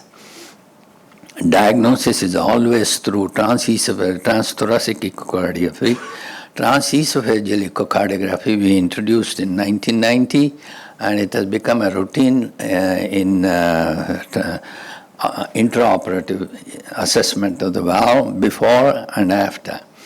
Cath and angio is reserved for patients who have additional aortic valve disease, or they are aged over 45 years and we suspect they may have coronary artery disease as well. What are the options in rheumatic valve disease, aortic valve disease? We can do aortic valvotomy, aortic valve repair, aortic valve replacement with mechanical valves, bioprosthesis, homograft, autograft, pericardial valves, and the new technology of TAVR. How do you make a decision on what is to be done? It is based on etiology, age of the patient, aortic annulus diameter, and the intraoperative transesophageal echocardiographic assessment. This is a algorithm that I wrote in my textbook on techniques in valvular heart surgery. If the aortic annulus is more than 30 millimeters, there is every chance that the patient will end up with a mechanical valve.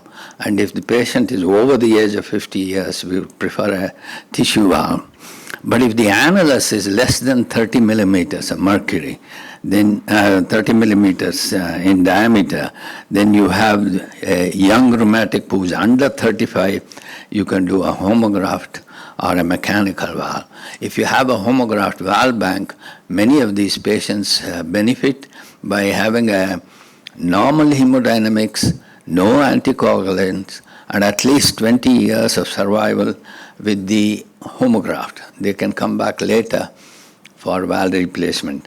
And when you do in a young rheumatic, it is best to do a scallop subcoronary technique, because if you do a root replacement technique, It will be so heavily calcified that a second operation becomes very difficult. Rheumatic patient between 35 and 50 years, we prefer to do a Ross procedure. If you have a valve bank, yes, it is a very good procedure. We published our results on this particular experience. Ross procedure is extremely good.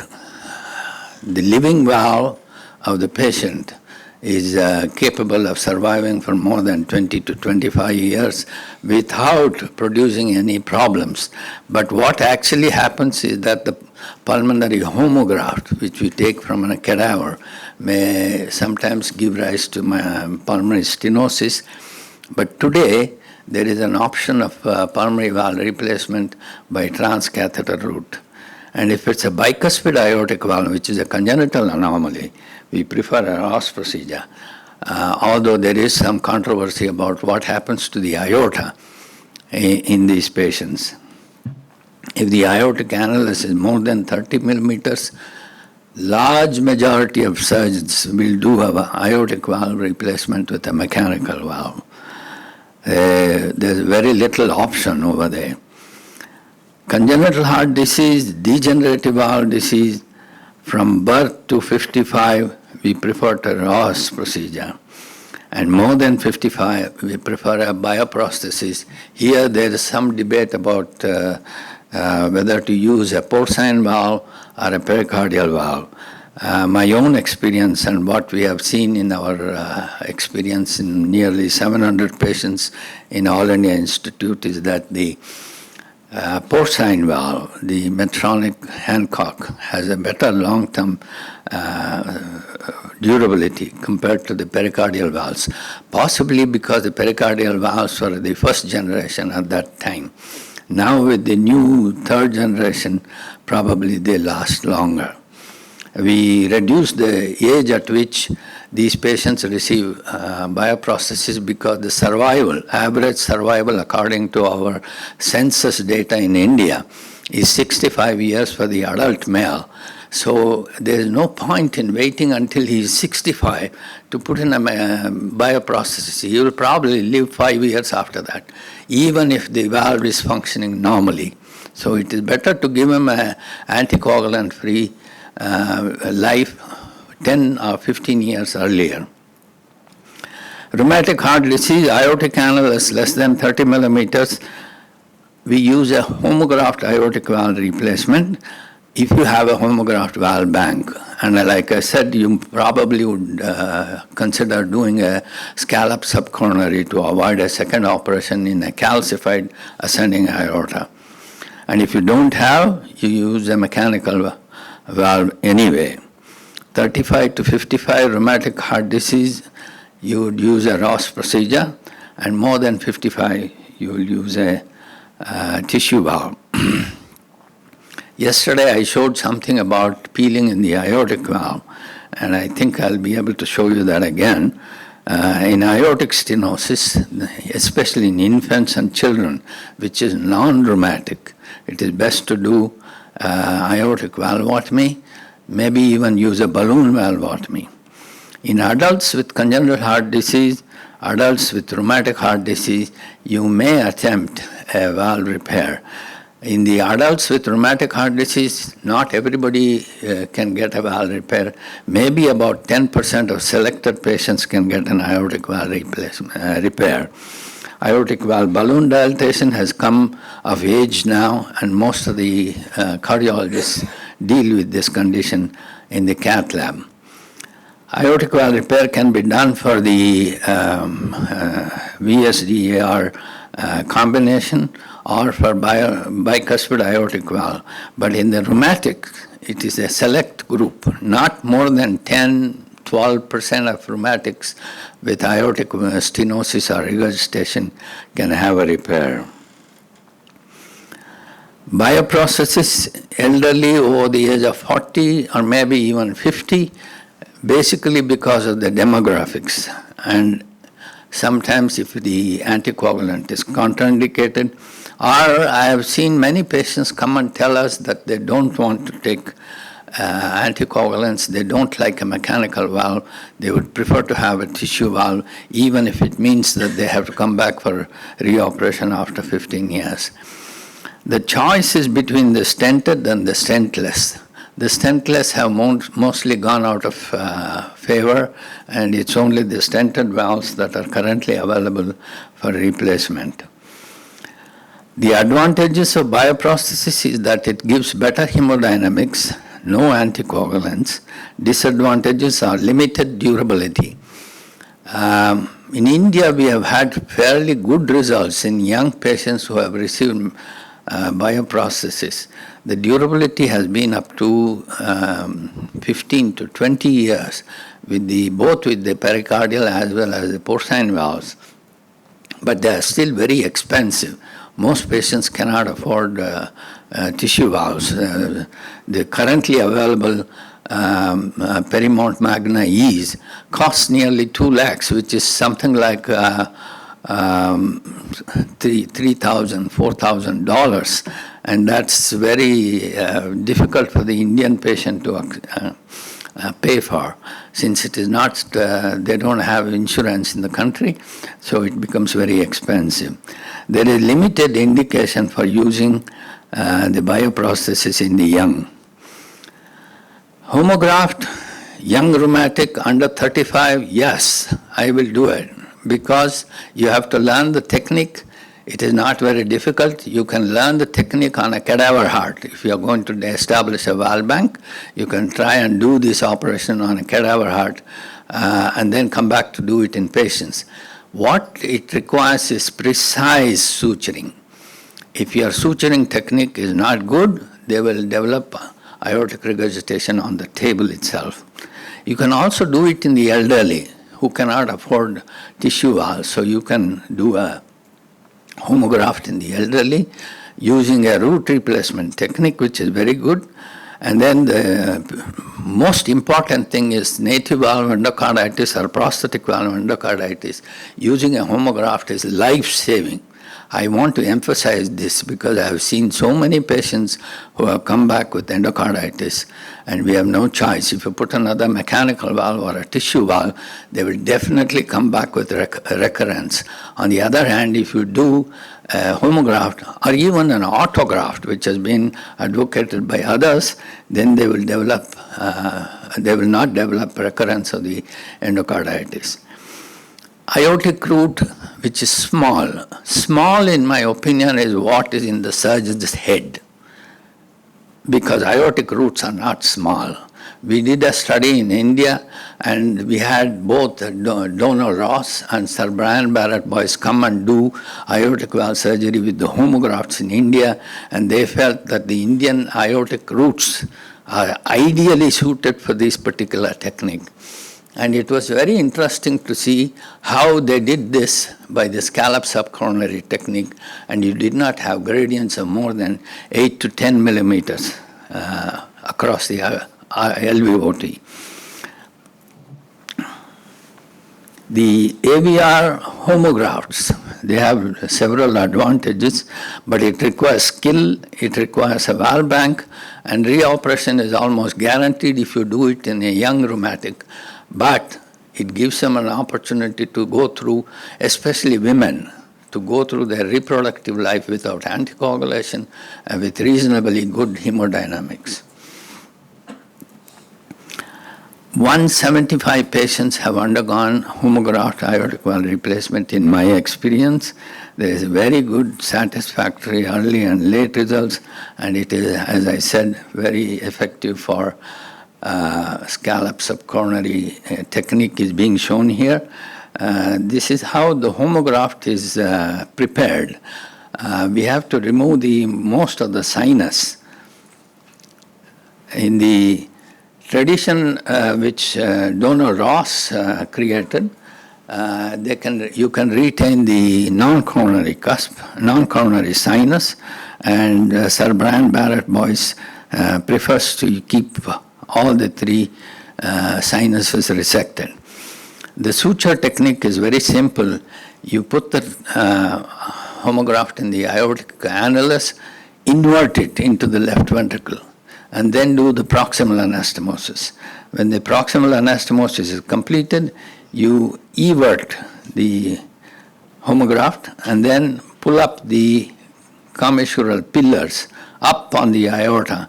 Now it is necessary to ensure that these are pulled up so that you have a normal coaptation of the three cusps. And this is important. And now you see how well they are co-opt and how big this thing is. The autograft is very good for congenital heart disease and degenerative aortic valve disease. In rheumatics, it is best not to do the Ross procedure in the young rheumatics. We have been bitten.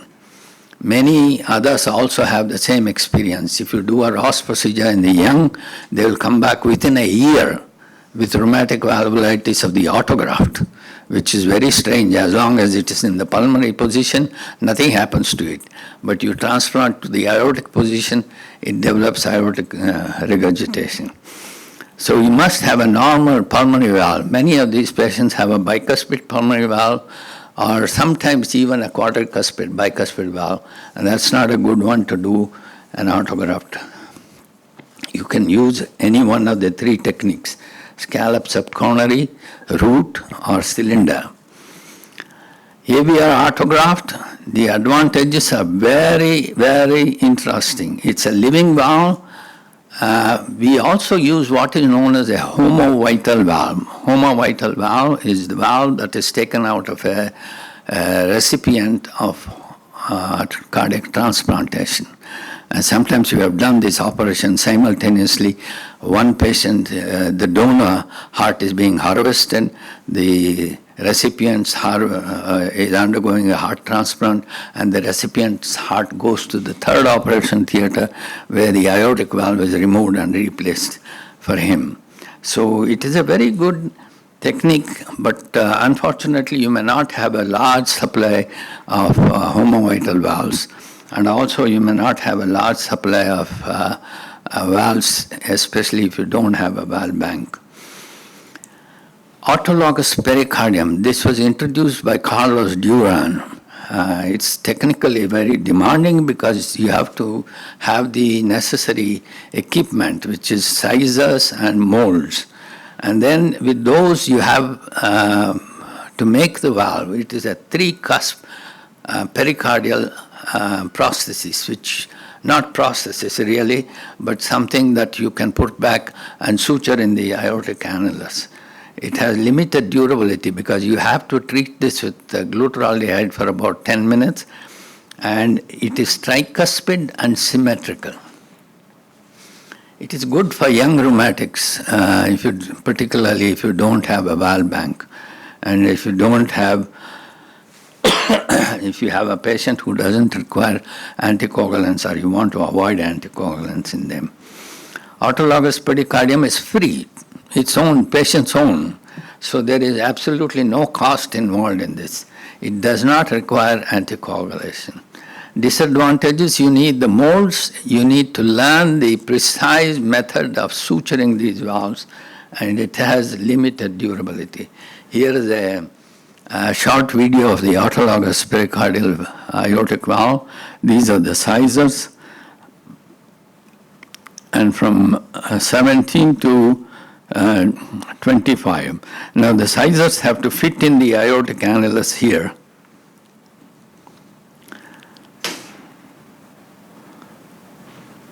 Can I go back to that video?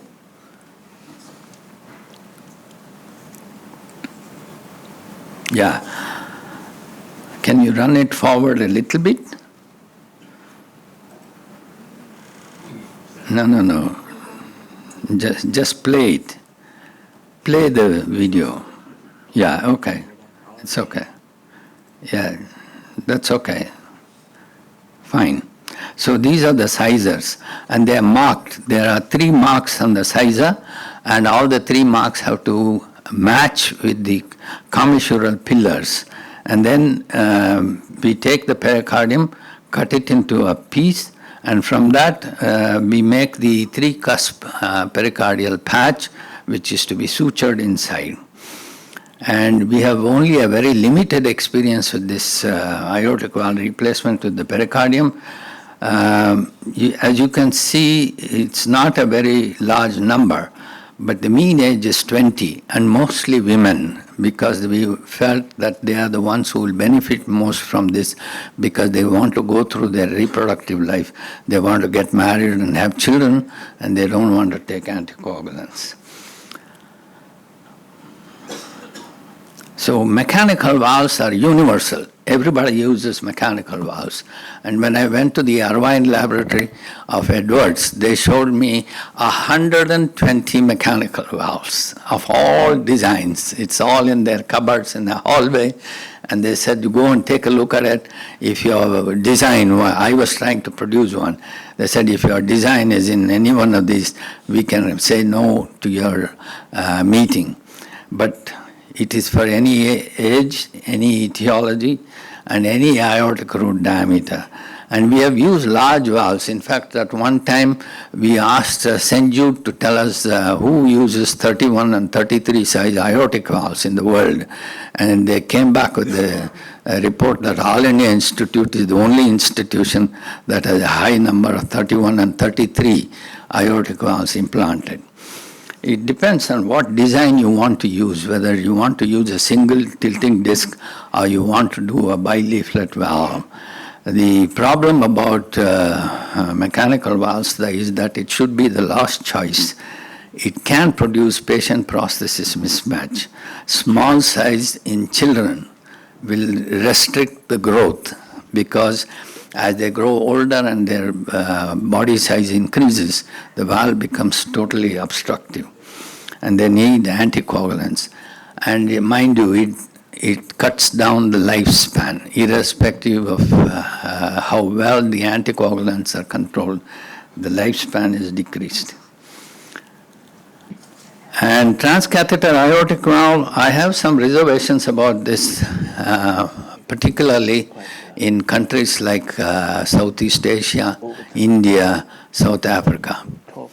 It is frightfully expensive. It costs, the equipment is costly, this state of the art is just beginning, the complications are many. It doesn't end with the valve replacement alone. It is meant for patients, earlier it was meant for patients who are inoperable, but when something goes wrong, they become operable, and the surgeon has to take the blame for what happens afterwards. So it is not something that I recommend in developing countries. Conclusions, many options. You have to acquire skills, you have to access a tissue bank, you have to provide the best option, and if possible, avoid anticoagulation. Thank you. I have been asked to make a change in the program. Dr. Fennery has to leave, so we have, and he's leaving soon. We'll have the questions for after that, okay? Dr. Fennery, is going to speak about mitral valve replacement, long-term results. Thank you, Doctor. Thank you. So this is the talk after the next one. Fernari. It's the last talk of the site. Yeah. Thanks, Dr. Antunes. So Dr. Tuisak asked me to speak about the other side of rheumatic mitral valves, which is replacement, and what do the long-term results look like? Good? There we are. So we actually, in our center, as you know, as many of you know, we have been collecting data for a long, long time. And the reason we've been collecting data for a long, long time, which one of these works? Nope. This one? Yeah. This one? Yeah. Yeah. It's this one. Maybe this one. No, that's for the. It's this one. There we go. That one. Okay. I was hitting that one. Good deal. Yeah. Okay. This one. So those are the pioneers moving around, Al Starr and Lowell Edwards. And Al Starr. It's okay. I'll wait. So a long time ago in 1960, Al Starr realized that he should start collecting data on patients long term. So in 1960, he started a database. And we started following every single patient who we operated on every single year, starting back in like 1964. And we still do it today. So we have what's probably the largest, longest long-term database in the world of cardiac surgery patients. Now it's working. And it goes all the way back to this guy. This guy was the first successful mitral valve replacement done in the world. And he was a farmer. He lived almost another 10 years, and he died when he fell off the roof of his barn. He was fixing the roof. So it's true story, since 1960, and we're going to look at a data set that goes through 2015. We follow all patients for all these outcomes up here. And in this talk today, we're going to focus on these two, survival and valve explants. And then what I did when I came in, was the beneficiary of this gigantic database starting in 1990, we started looking at expected survival. And expected survival is done using age and gender and operative year compared to US life tables at the time. So it gives us a relative idea of what expected survival would be if this patient didn't have this disease or was not operated on.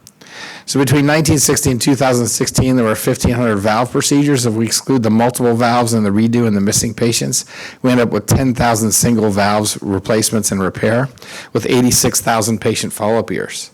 And then exclude the tricuspids and the pulmonaries and the TAVRs and the aortic root replacements. We end up with 6,500 aortics and about 3,200 mitrals with 29,000 follow-up years. And so that's the group that we're going to look at today at Dr. Tuisak's request. So in this group of 29,000, obviously we did multiple things to them. There's tissue valves, mechanical valves, and mitral repairs, pretty much divided equally but between mechanical and repairs, and 384 tissue valves. And these can each be divided into their subcomponent valve types: pericardials, porcines on the mechanical side, ball valves, and tilting disc valves, or by leaflet valves, and mitral valve repairs.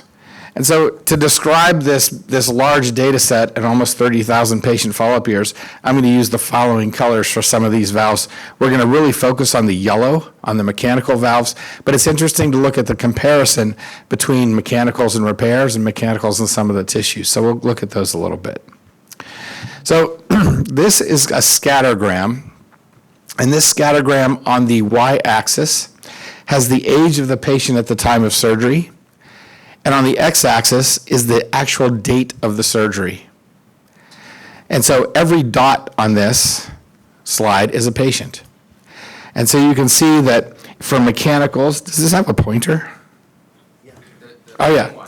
Yeah, nice, thank you.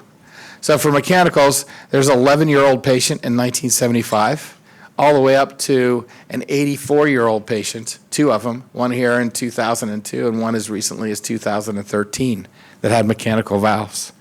And that's what this slide looks at. If you look at the sort of what we call the low S curve, or the average age over time, it looks like this. We started with really young patients, and then as the procedure became more well-known and done, get older and older, and then as the tissue valves came on, the age went down. In terms of the next valve in was the porcine valve, and they go all the way back to the 70s and all the way up to currently, and here's their average age. You can see it's higher age than the mechanicals. And then along came the pericardial valves. These only started in 2001. And so we only started using pericardials in the United States, the pericardial mitral, in 2001. And then, of course, there's the whole slew, here's the average age, and there's the whole slew of mitral repairs. And they really run from all the way back in the 70s all the way out till currently. It's a very busy slide, but it kind of gives you an idea of our journey over time. And if we look at it like this, we just look at the number of valves per year. Whoops, sorry, that was not the pointer. The number of valves per year on the x-axis, I got to back up, there we go. On the x-axis, and the year of operation on the y-axis, you can see the distribution of mechanicals in yellows, porcines in pink, repairs in green, and pericardials in blue. And if we change the y-axis, instead of numbers, we change it to a percentage. You see an interesting thing, how it was all mechanical at the beginning, and it gradually shifted to repair, such that we popped above the 50%. There's more than 50% repair of these mitrals over time. And it's held that way, but you can also see that tissue valves have started to push out mechanicals, even in the mitral position, as they have in the aortic. So now let's look at these results. What do the long-term outcomes look like in terms of survival? So again, using the same 4 colors, here are the observed survival rates out to 50 years for all these 4 valve types. So you can see that the porcines and the pericardials, the porcines have survival out to about 35 years when they all finally go away. The pericardials we've only had for 15 years, and really it's only survival out to 15 years. The mechanicals go all the way to 50 years, and the repairs go pretty close to 45 years. So that's the observed survival rate. We can't really compare those because these patients have markedly different ages. So we have to look at the expected survival rate. So the expected survival in any patient population is calculated by the age of the patient at the day on the time of surgery, their gender, their race, and the operative year. And so for every single patient in that study, we can calculate an expected survival, and the expected survival curves look like this. As you would expect, the mechanicals are the youngest. They have the longest expected survival. The pericardials and the porcines are the same, and the repairs cross all ages. So now it's important to say when we look at the outcome, we don't want to just say that, mechanical valve patients survive 10 years after the operation. We want to know what their relative survival is. What's their survival relative to how long they were supposed to survive? And so this is what it looks like for all mechanicals. So we can look at mechanical expected versus observed, and we can say survival is never restored. Survival is not restored in the mitral position with mechanical valves, and we can quantitate that difference between those two curves by something called the standard mortality ratio. And it's simply the observed number of deaths over a given period of time divided by the expected number of deaths over a given period of time. And that tells us how much your survival decreased. So an SMR of 3.1 means that there's about a 68% reduction in survival over 48 years in this curve. And that way, we can then compare various operations to each other. So there's a 68% reduction for mechanical valves. Now, these mechanical valves are divided up into cage ball valves and bileaflet valves. We don't use cage ball anymore. It lasts forever. But the SMR, the standardized mortality ratio for all versions of the cage ball valve, all the way back to 1960, which includes cloth covered, it includes, all different types of balls. The standardized mortality of 3.3, so there's about a 70% reduction over time. For the bileaflet valves, it's a little bit better. So the bileaflet, more modern valve, we only have data out to about 25 years. And because that's when we started using them. So what's interesting is you see the observed survival, median survival is about 15 years. But the expected median survival was 21 and a half years. So this is a really easy way to see how survival has been cut, and it's been cut not quite in half, but a little less. But that's, again, one point in time. So when we look at standardized mortality ratio, we see bileaflet mitral valve replacement does not restore survival, and the standardized mortality ratio is 2.1. Which means there's about a 52% reduction in expected survival, a little better than all the cage balls put together. What's most interesting, and I don't have it in the slide set, is that the final version of the cage ball looks exactly like this curve. So if you took out all the experimental versions, you look at the final version, they're exactly the same. So that was that valve that the guy who hired me, Al Starr, who's still alive, by the way, at age 93, and very sharp as a tack, Twisak knows, it was something good. That's a great valve, and it lasted a long time, and it was as good as the bileaflet in terms of survival. So how do we compare it? So we all know that mitral valve repair is a great thing, and when you guys, because you guys have the best experience in repairing rheumatic valves. It is second to none. And I think what you're doing is fantastic. And the reason it's fantastic is because it actually does better for the patient's life. Here are the mitral valve repair observed and expected survivals over time. So although it doesn't restore survival, the standardized mortality ratio is only 1.39, and so there's only a 28% reduction in expected survival with repair versus a 52% reduction with mechanical replacement. That's really good. That's why it's so important to our patients and to your patients and to the world that still has rheumatic fever. That's why it's so important what you guys do and have done and advanced this field. It's important to know that virtually no operation will restore survival in the mitral position. Here's the pericardial, which has the best valve survival over time in terms of observed to expected, with an SMR of 1.42, which is essentially the same as repair. So the pericardial valve is a different valve. The pericardial valve in the mitral position is a different valve than anything we've ever seen in the mitral position, including bileaflet valve, including porcine, which was the worst. But that's quite a valve. So if something happens on one of your rheumatic repairs, and if it's an older patient, I'd say above the age of 50 or 55, you should consider one of these. 29% reduction expected survival. Now, the second thing we look at is valve explant. So how long do these things last? And if you have an operation at any one point in time, there's only one of three states you can be in at any other point in time beyond that operation. There's only one of three possibilities. You can be alive with your original valve or your original repair intact. You could have died with that original valve or original repair intact, or you could have had that valve or repair redone, valve explanted. Those are the only three possibilities. And this is what's called a cumulative incidence or actual analysis. And the cumulative incidence function understands that death and explant, or death and redo for a repair, compete with each other. And you can't have both. The Kaplan-Meier estimate, which is shown in the dotted line, does not account for that competing difference and says that you can still take a valve out of a dead patient, which we know is not true. You could do it, but it's meaningless. And so you can see that the Kaplan-Meier estimate always overestimates the actual explant. But the FDA requires us to use Kaplan-Meier estimates because because there's patients that when we analyze them way out here at the beginning of the curve. But you can see almost all these patients have died, so the estimate, which was way out here, is not true. So at 25 years, this is the porcine valve, at 25 years, 14% of valves have been explanted. Kaplan-Meier estimate says, well, whoops, when did that happen? There we go.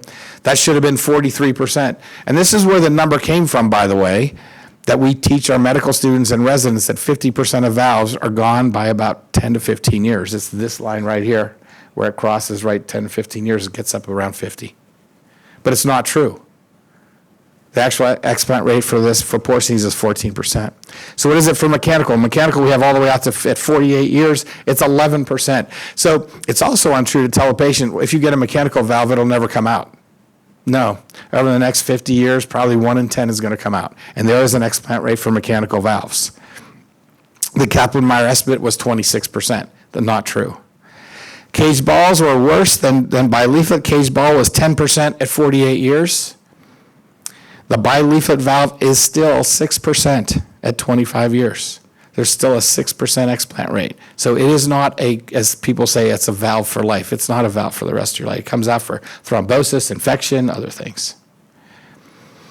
So how does it all compare to the repair and redo? So at 42 years, there's a 17% redo rate. So a little higher. So we're comparing, lifespan versus maybe a little higher redo rate.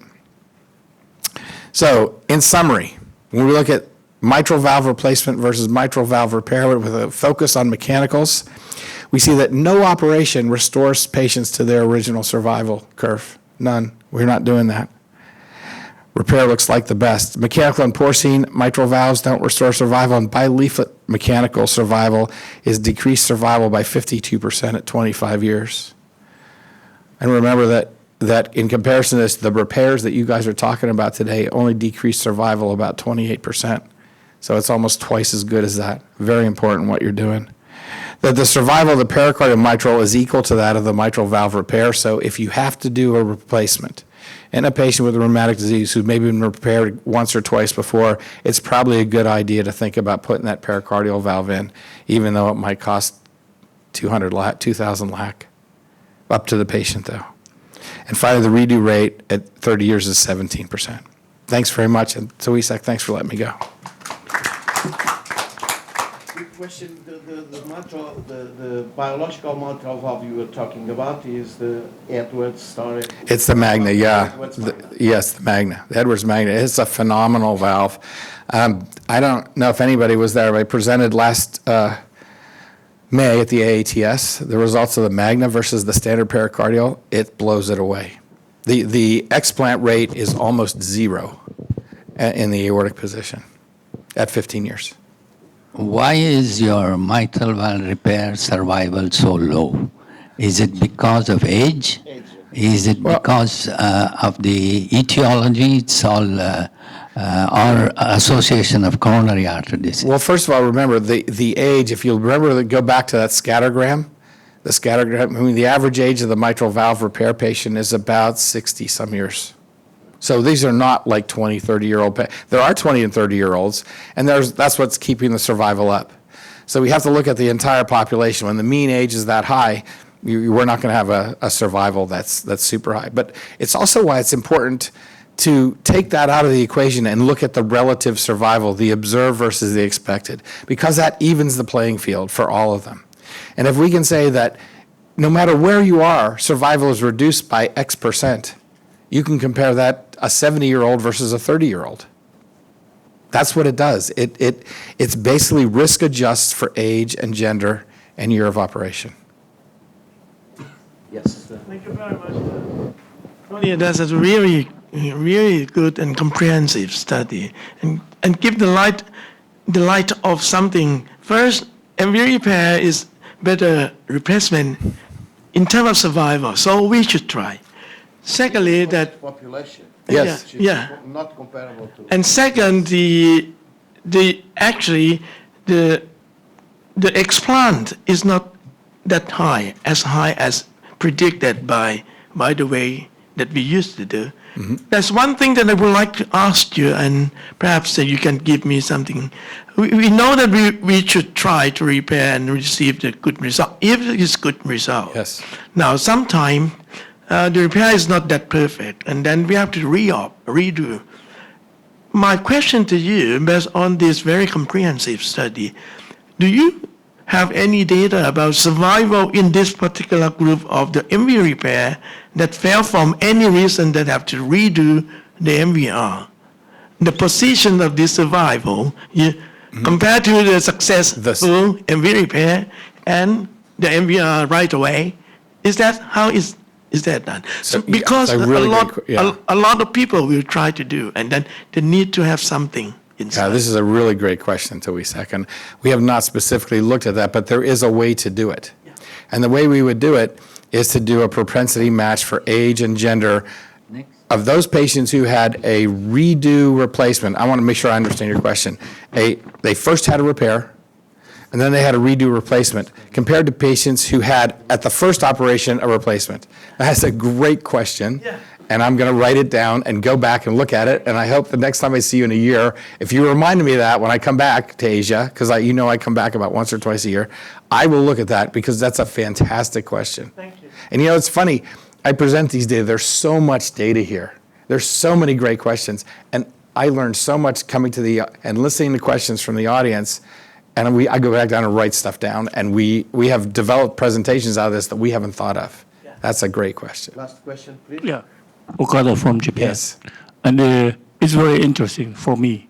The bioprosthetic mitral valve replacement using pericardial bioprosthesis and pulsing valve process. Is there a significant difference in terms of structural valve deterioration afterwards? Yes, there is, Dr. Okada. Yeah. How do you detect the structural valve deterioration? By echo or symptoms? Mm-hmm. So sometimes in pericardial bioprosthesis, it's very difficult to detect mitral stenosis some degree. Is it a structural valve deterioration or not? So this is explantation explantation instance? Yes, so Dr. Okada, this is explantation, what I'm showing you, not SVD. Because we don't have SVD on all the patients, but we do have explant on all patients. Now, it's very interesting. We've written 2 papers on this. The method of failure of these 2 valves is distinctly different. And you've heard someone talk about it yesterday. But the porcines tear, high rate of tear, and the pericardials fail. They gradually stenose. So what's interesting is you see a dramatic fall off in survival because of sudden MR in porcine valves that have torn, right around 7 or 8 years. And that's when the survival falls off. And we have patients, as you know, from all reaches of Oregon and Washington, reaching over towards Idaho, not into Montana. And sometimes the patients don't get in, they just die. And so it's actually, to me, it's a safer valve to have. The pericardial is safer to have in the mitral position because of the mode of failure. But it's a great question. We chose in this study, if we had just done structural valve degeneration, we'd probably lose about we'd lose 60% of the patients because we only have SVD in 40. So we think this is a more objective measure. Thanks so much. Thank you very much. Thanh you, guys. And Dr. Twisak, thank you so much. So I want to say this has been one of the most beautiful conferences, and I love seeing the smile on your face. You always smile. You did an awesome job in the face of the coronavirus thing, and I was happy to be able to come here and support you, and it is truly an honor to be invited. So thank you, and congratulations on a phenomenal meeting. Thank you. Have a safe journey on you. Thank you. Now, before you go, let's give a couple of minutes for any questions that you want for Professor Kumar. Because he didn't have questions. We are doing the questions right now. So right. Then I'm going. just 2 minutes for you. Yes, there is, but you go. Any questions for Professor Kumar? I have one about the use of the Ross operation in rheumatics. I'm always marked by the paper that came out from Saudi Arabia, Durai and what's his name? The local guy. Ahalis? Sohail Ahalis? Yeah, Saudi. that's right. They weren't happy. Are you happier in your population? No, we also published our results with the rheumatics. And we very strongly recommended that they should not be done in young rheumatics because it degenerates. It doesn't degenerate. It develops acute rheumatic valvulitis very quickly when you transplant the normal pulmonary valve into aortic position in young rheumatics. Yes, please. Professor Kumar, may I ask one question? We even in Japan, we have a congenital aortic stenosis in younger, almost age around 20 years or younger sometimes.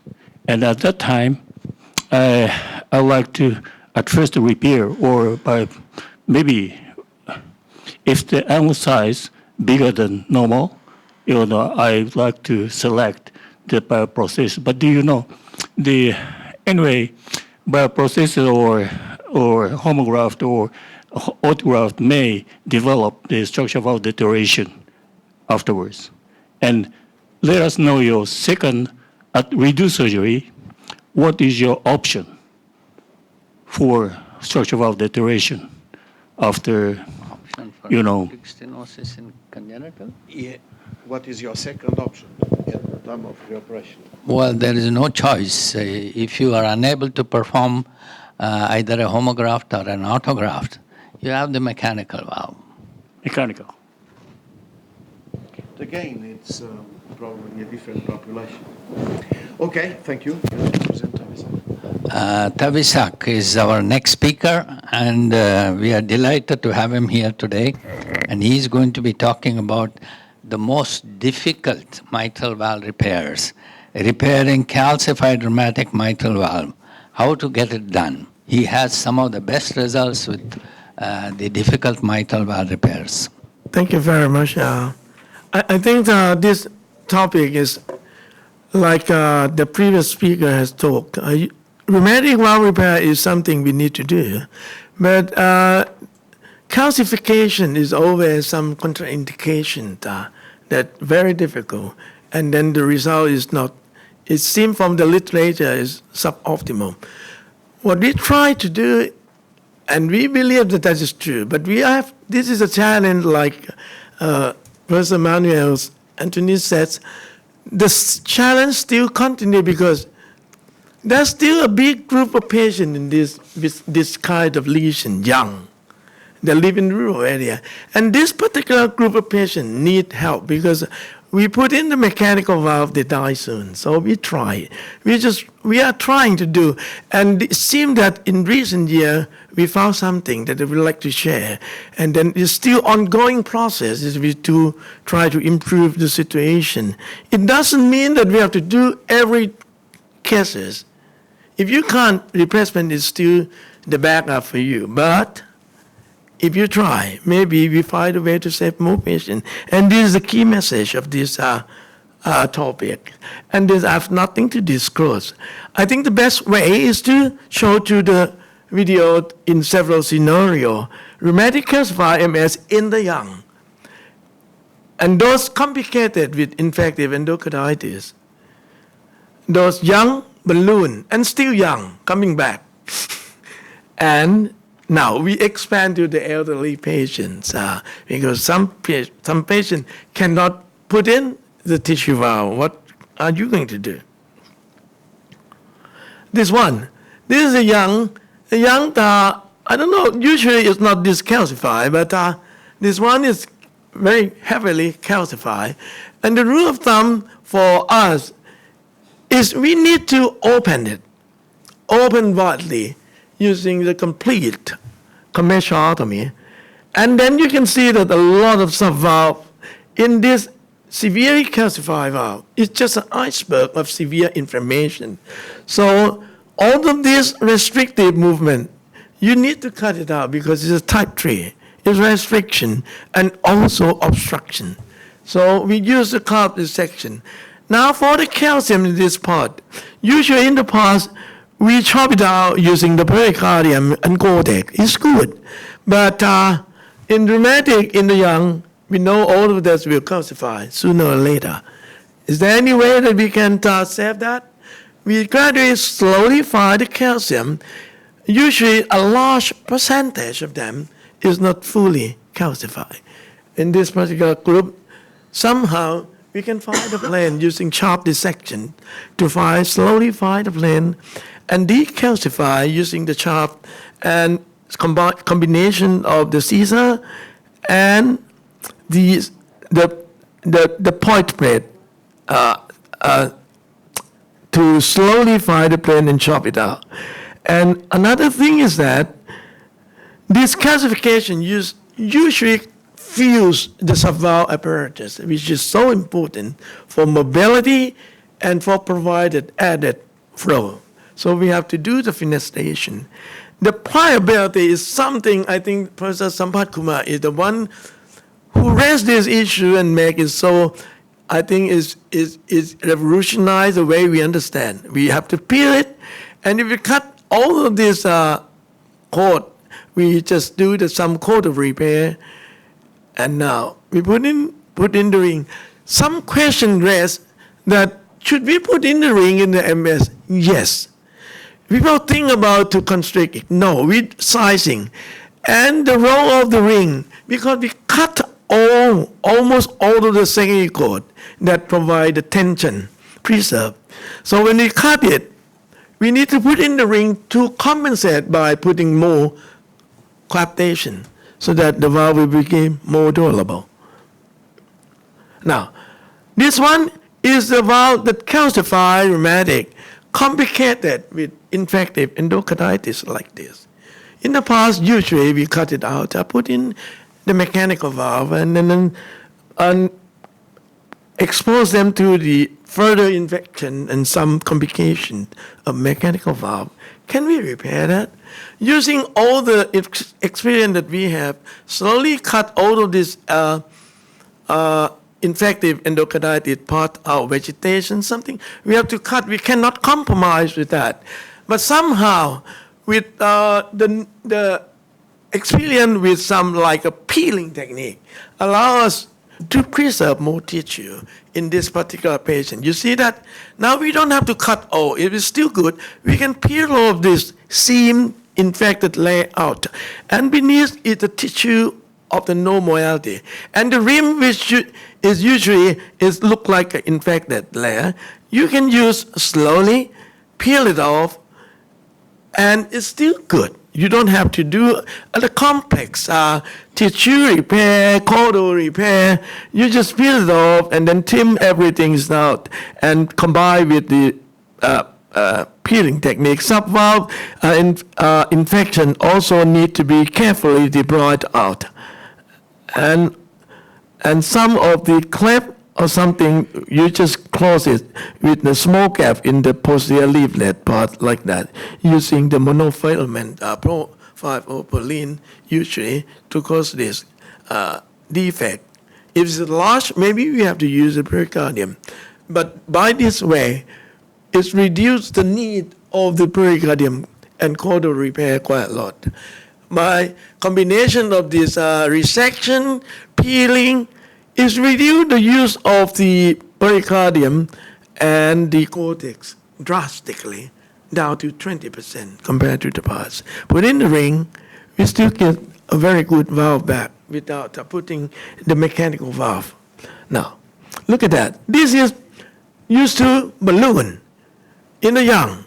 Now, less young, but still young, coming back. In the past, almost all we cut it out, but now we know 80% of them can be re-repaired by this.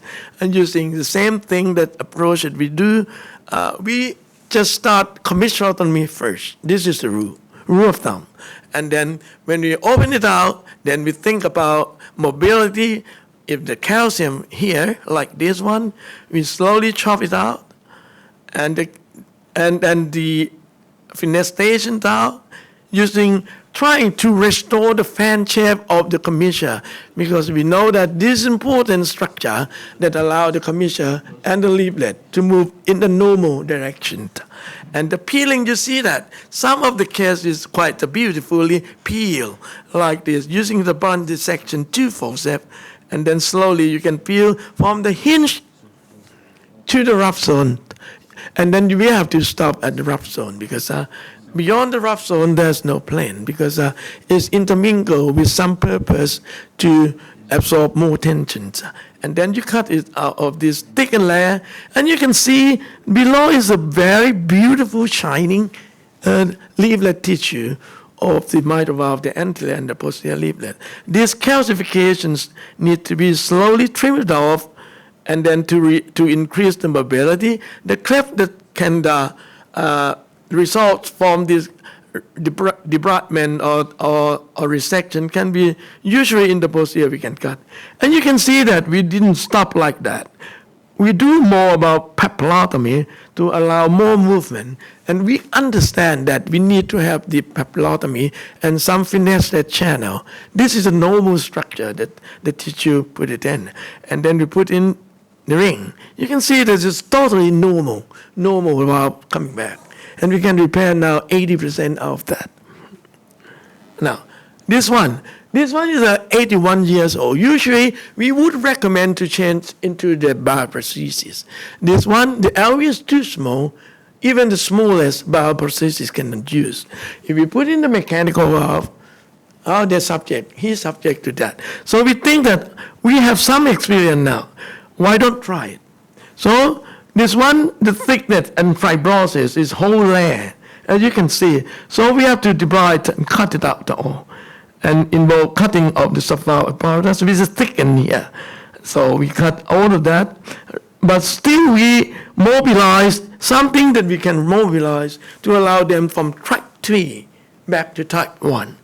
And then slowly, we have to do the caudal repair with the cortex, which is usually in the valve repair surgeon can master this type of the caudal repair, and put in some type of the autologous pericardium. In this one, repair to the anterior as a A2 to A3, and then combine with the caudal repair at the rim of the pericardium. Slowly we get the valve back, both tissue repair and caudal repair, and then put in the ring. You see that everything went back. So overall, I would like to say that although calcium is a big issue in valve repair, especially in rheumatic in the young, and usually is very technical demanding and involves a very complex reconstruction, holistic repair that I'm going to talk today in the plenary session after this. But when we find a way, we can do that in a good way. All of this, with this technique, the gradient reduce something lower between 5 to 8 or half of the previous mean gradient with a very good coaptation, full mobility of both anterior and posterior leaflet. And again, I would like to emphasize the use of the ring is crucial. You need that for that to compensate for all of the cutting of the secondary cord that bear all the tension for the primary cord. In this way, by increasing the coaptation, it will compensate for the loss and increase the durability in long term. Thank you very much. Thank you very much. Many of you would have repaired these 4 valves. I wouldn't. But obviously there is unknown because I don't know it yet. It's what these patients that you saw, just the classifications. What age? What is the mean age of your group of patients? Because the very young usually don't have that classification. No. We in our group it's about 25, 30, or 35. Mm. The younger is still not come into our center yet. We have the youngest is something like 12 or 15, 13, something like that. The younger, and the young is more fibrotic and is rubbery tissue. The calcification starts something like 25, 30, or 35, close to 40. Because it's subject, to me, I think it's subjected to a lot of turbulence and stress. Good. Question? อาจารย์ทวีศักดิ์ anterior metal leaflet of rheumatic is quite shortening. In the past, we attempt to do augmentation in some cases, and we do some fail. Right now, I think your peeling is coming up, and how do you select which case you choose to do peeling, or you selected to do anterior leaflet augmentation? Which is better? Update now. What is the story? Well, I try peel all. I try to peel all. And after the peeling, I assess if its geometry is good, then it's okay. If it's not good, then we augment it with the tissue repair. But by this way, first, we can reduce the number of the tissue repair. Second, we can reduce the amount of the pericardium that needed because we already treated partly, so that we subject this patient to the less problematic of the tissue or pericardium calcification in the future. I think it's a good one. In that case, you opted for extending, putting the pericardium to form the free edge rather than the body. Why you? No, if the free edge is intact, I preserve the free edge because it's much easier and better. Only when the calcium involves the free edge and we have to cut, then we use the patch. And the way we put in the cortex, we need to understand. We need to create the technique of the cortex, not just one point. We have to expand it like a natural to unload the free edge stress. So, like in the normal tissue. So the strategy would be peeling first if it's okay. Yeah. Done. And if it's not okay, just augment later. Yeah, right. Thank you. May I ask question to Ajahn Twisak and also speaker about the follow-up the patients after the repair the rheumatic mitral valve. My experience that when I go back for the redo few years later, maybe with the echo, guy as like mean pressure gradient is high to the mitral stenosis. But when I went back to the theater, maybe I think we can defer the patient for a few years later. How about your suggestion if a patient like the cardiologist said severe aortic stenosis by mean pressure gradient more than 10 something, but the valve still open quite well and the patient minimal symptom, you suggest to do replacement, redo replacement? Yeah, I think clinical should be the most important factor to think about, because the echo is still subject to several echocardiologists between person to person, and also the way to do the assessment indirectly at the different times, and using some of the formula to tabulate to analyze that. So that, to me, I will do that. I will look at by myself. First the critical and the echo by myself. Whether the flow is still dynamic, is the laminar pattern, how the gradient, how the coaptation, and then we can assess case by case, rather than listen and then go ahead, because there are a lot of errors as well. Tavisak, there's only one Tavisak. He is very aggressive, and he is determined to produce an excellent result every time he does a repair.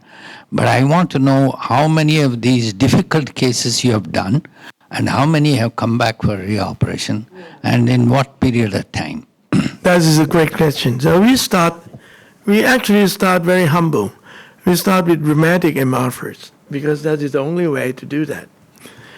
And then gradually move toward the MS-MR. And then gradually move to calcified MS. And gradually move to redo a post-balloon. And we have the result, good long-term result MR, like everyone. It's a very good. We have now 14 years up to now. It's good. It's follow the pattern of the Kapongte and your result. MS-MR, we have close to along now. We have 8 years now. It's still very good. The reoperation rate, actually, if we divide it as well, upon our experience and understanding, we found that something like when we start in the early phase, we did not pay attention too much on the fenestration, and the mean gradient a little bit higher. Now we put a lot of interest in the focus on fenestration, and mean gradient coming lower. This particular should be better because the stress was carried out and more physiologic diastolic flow.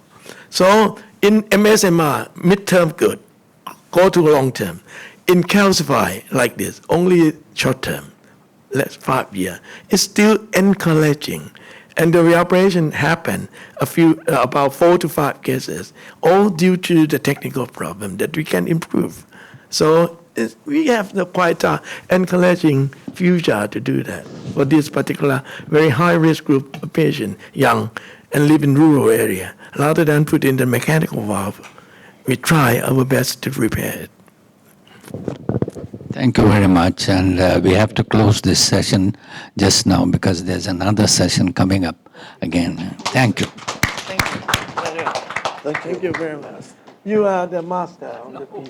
Yes. I need to go to another. Yeah, sure. We'll see you during the day.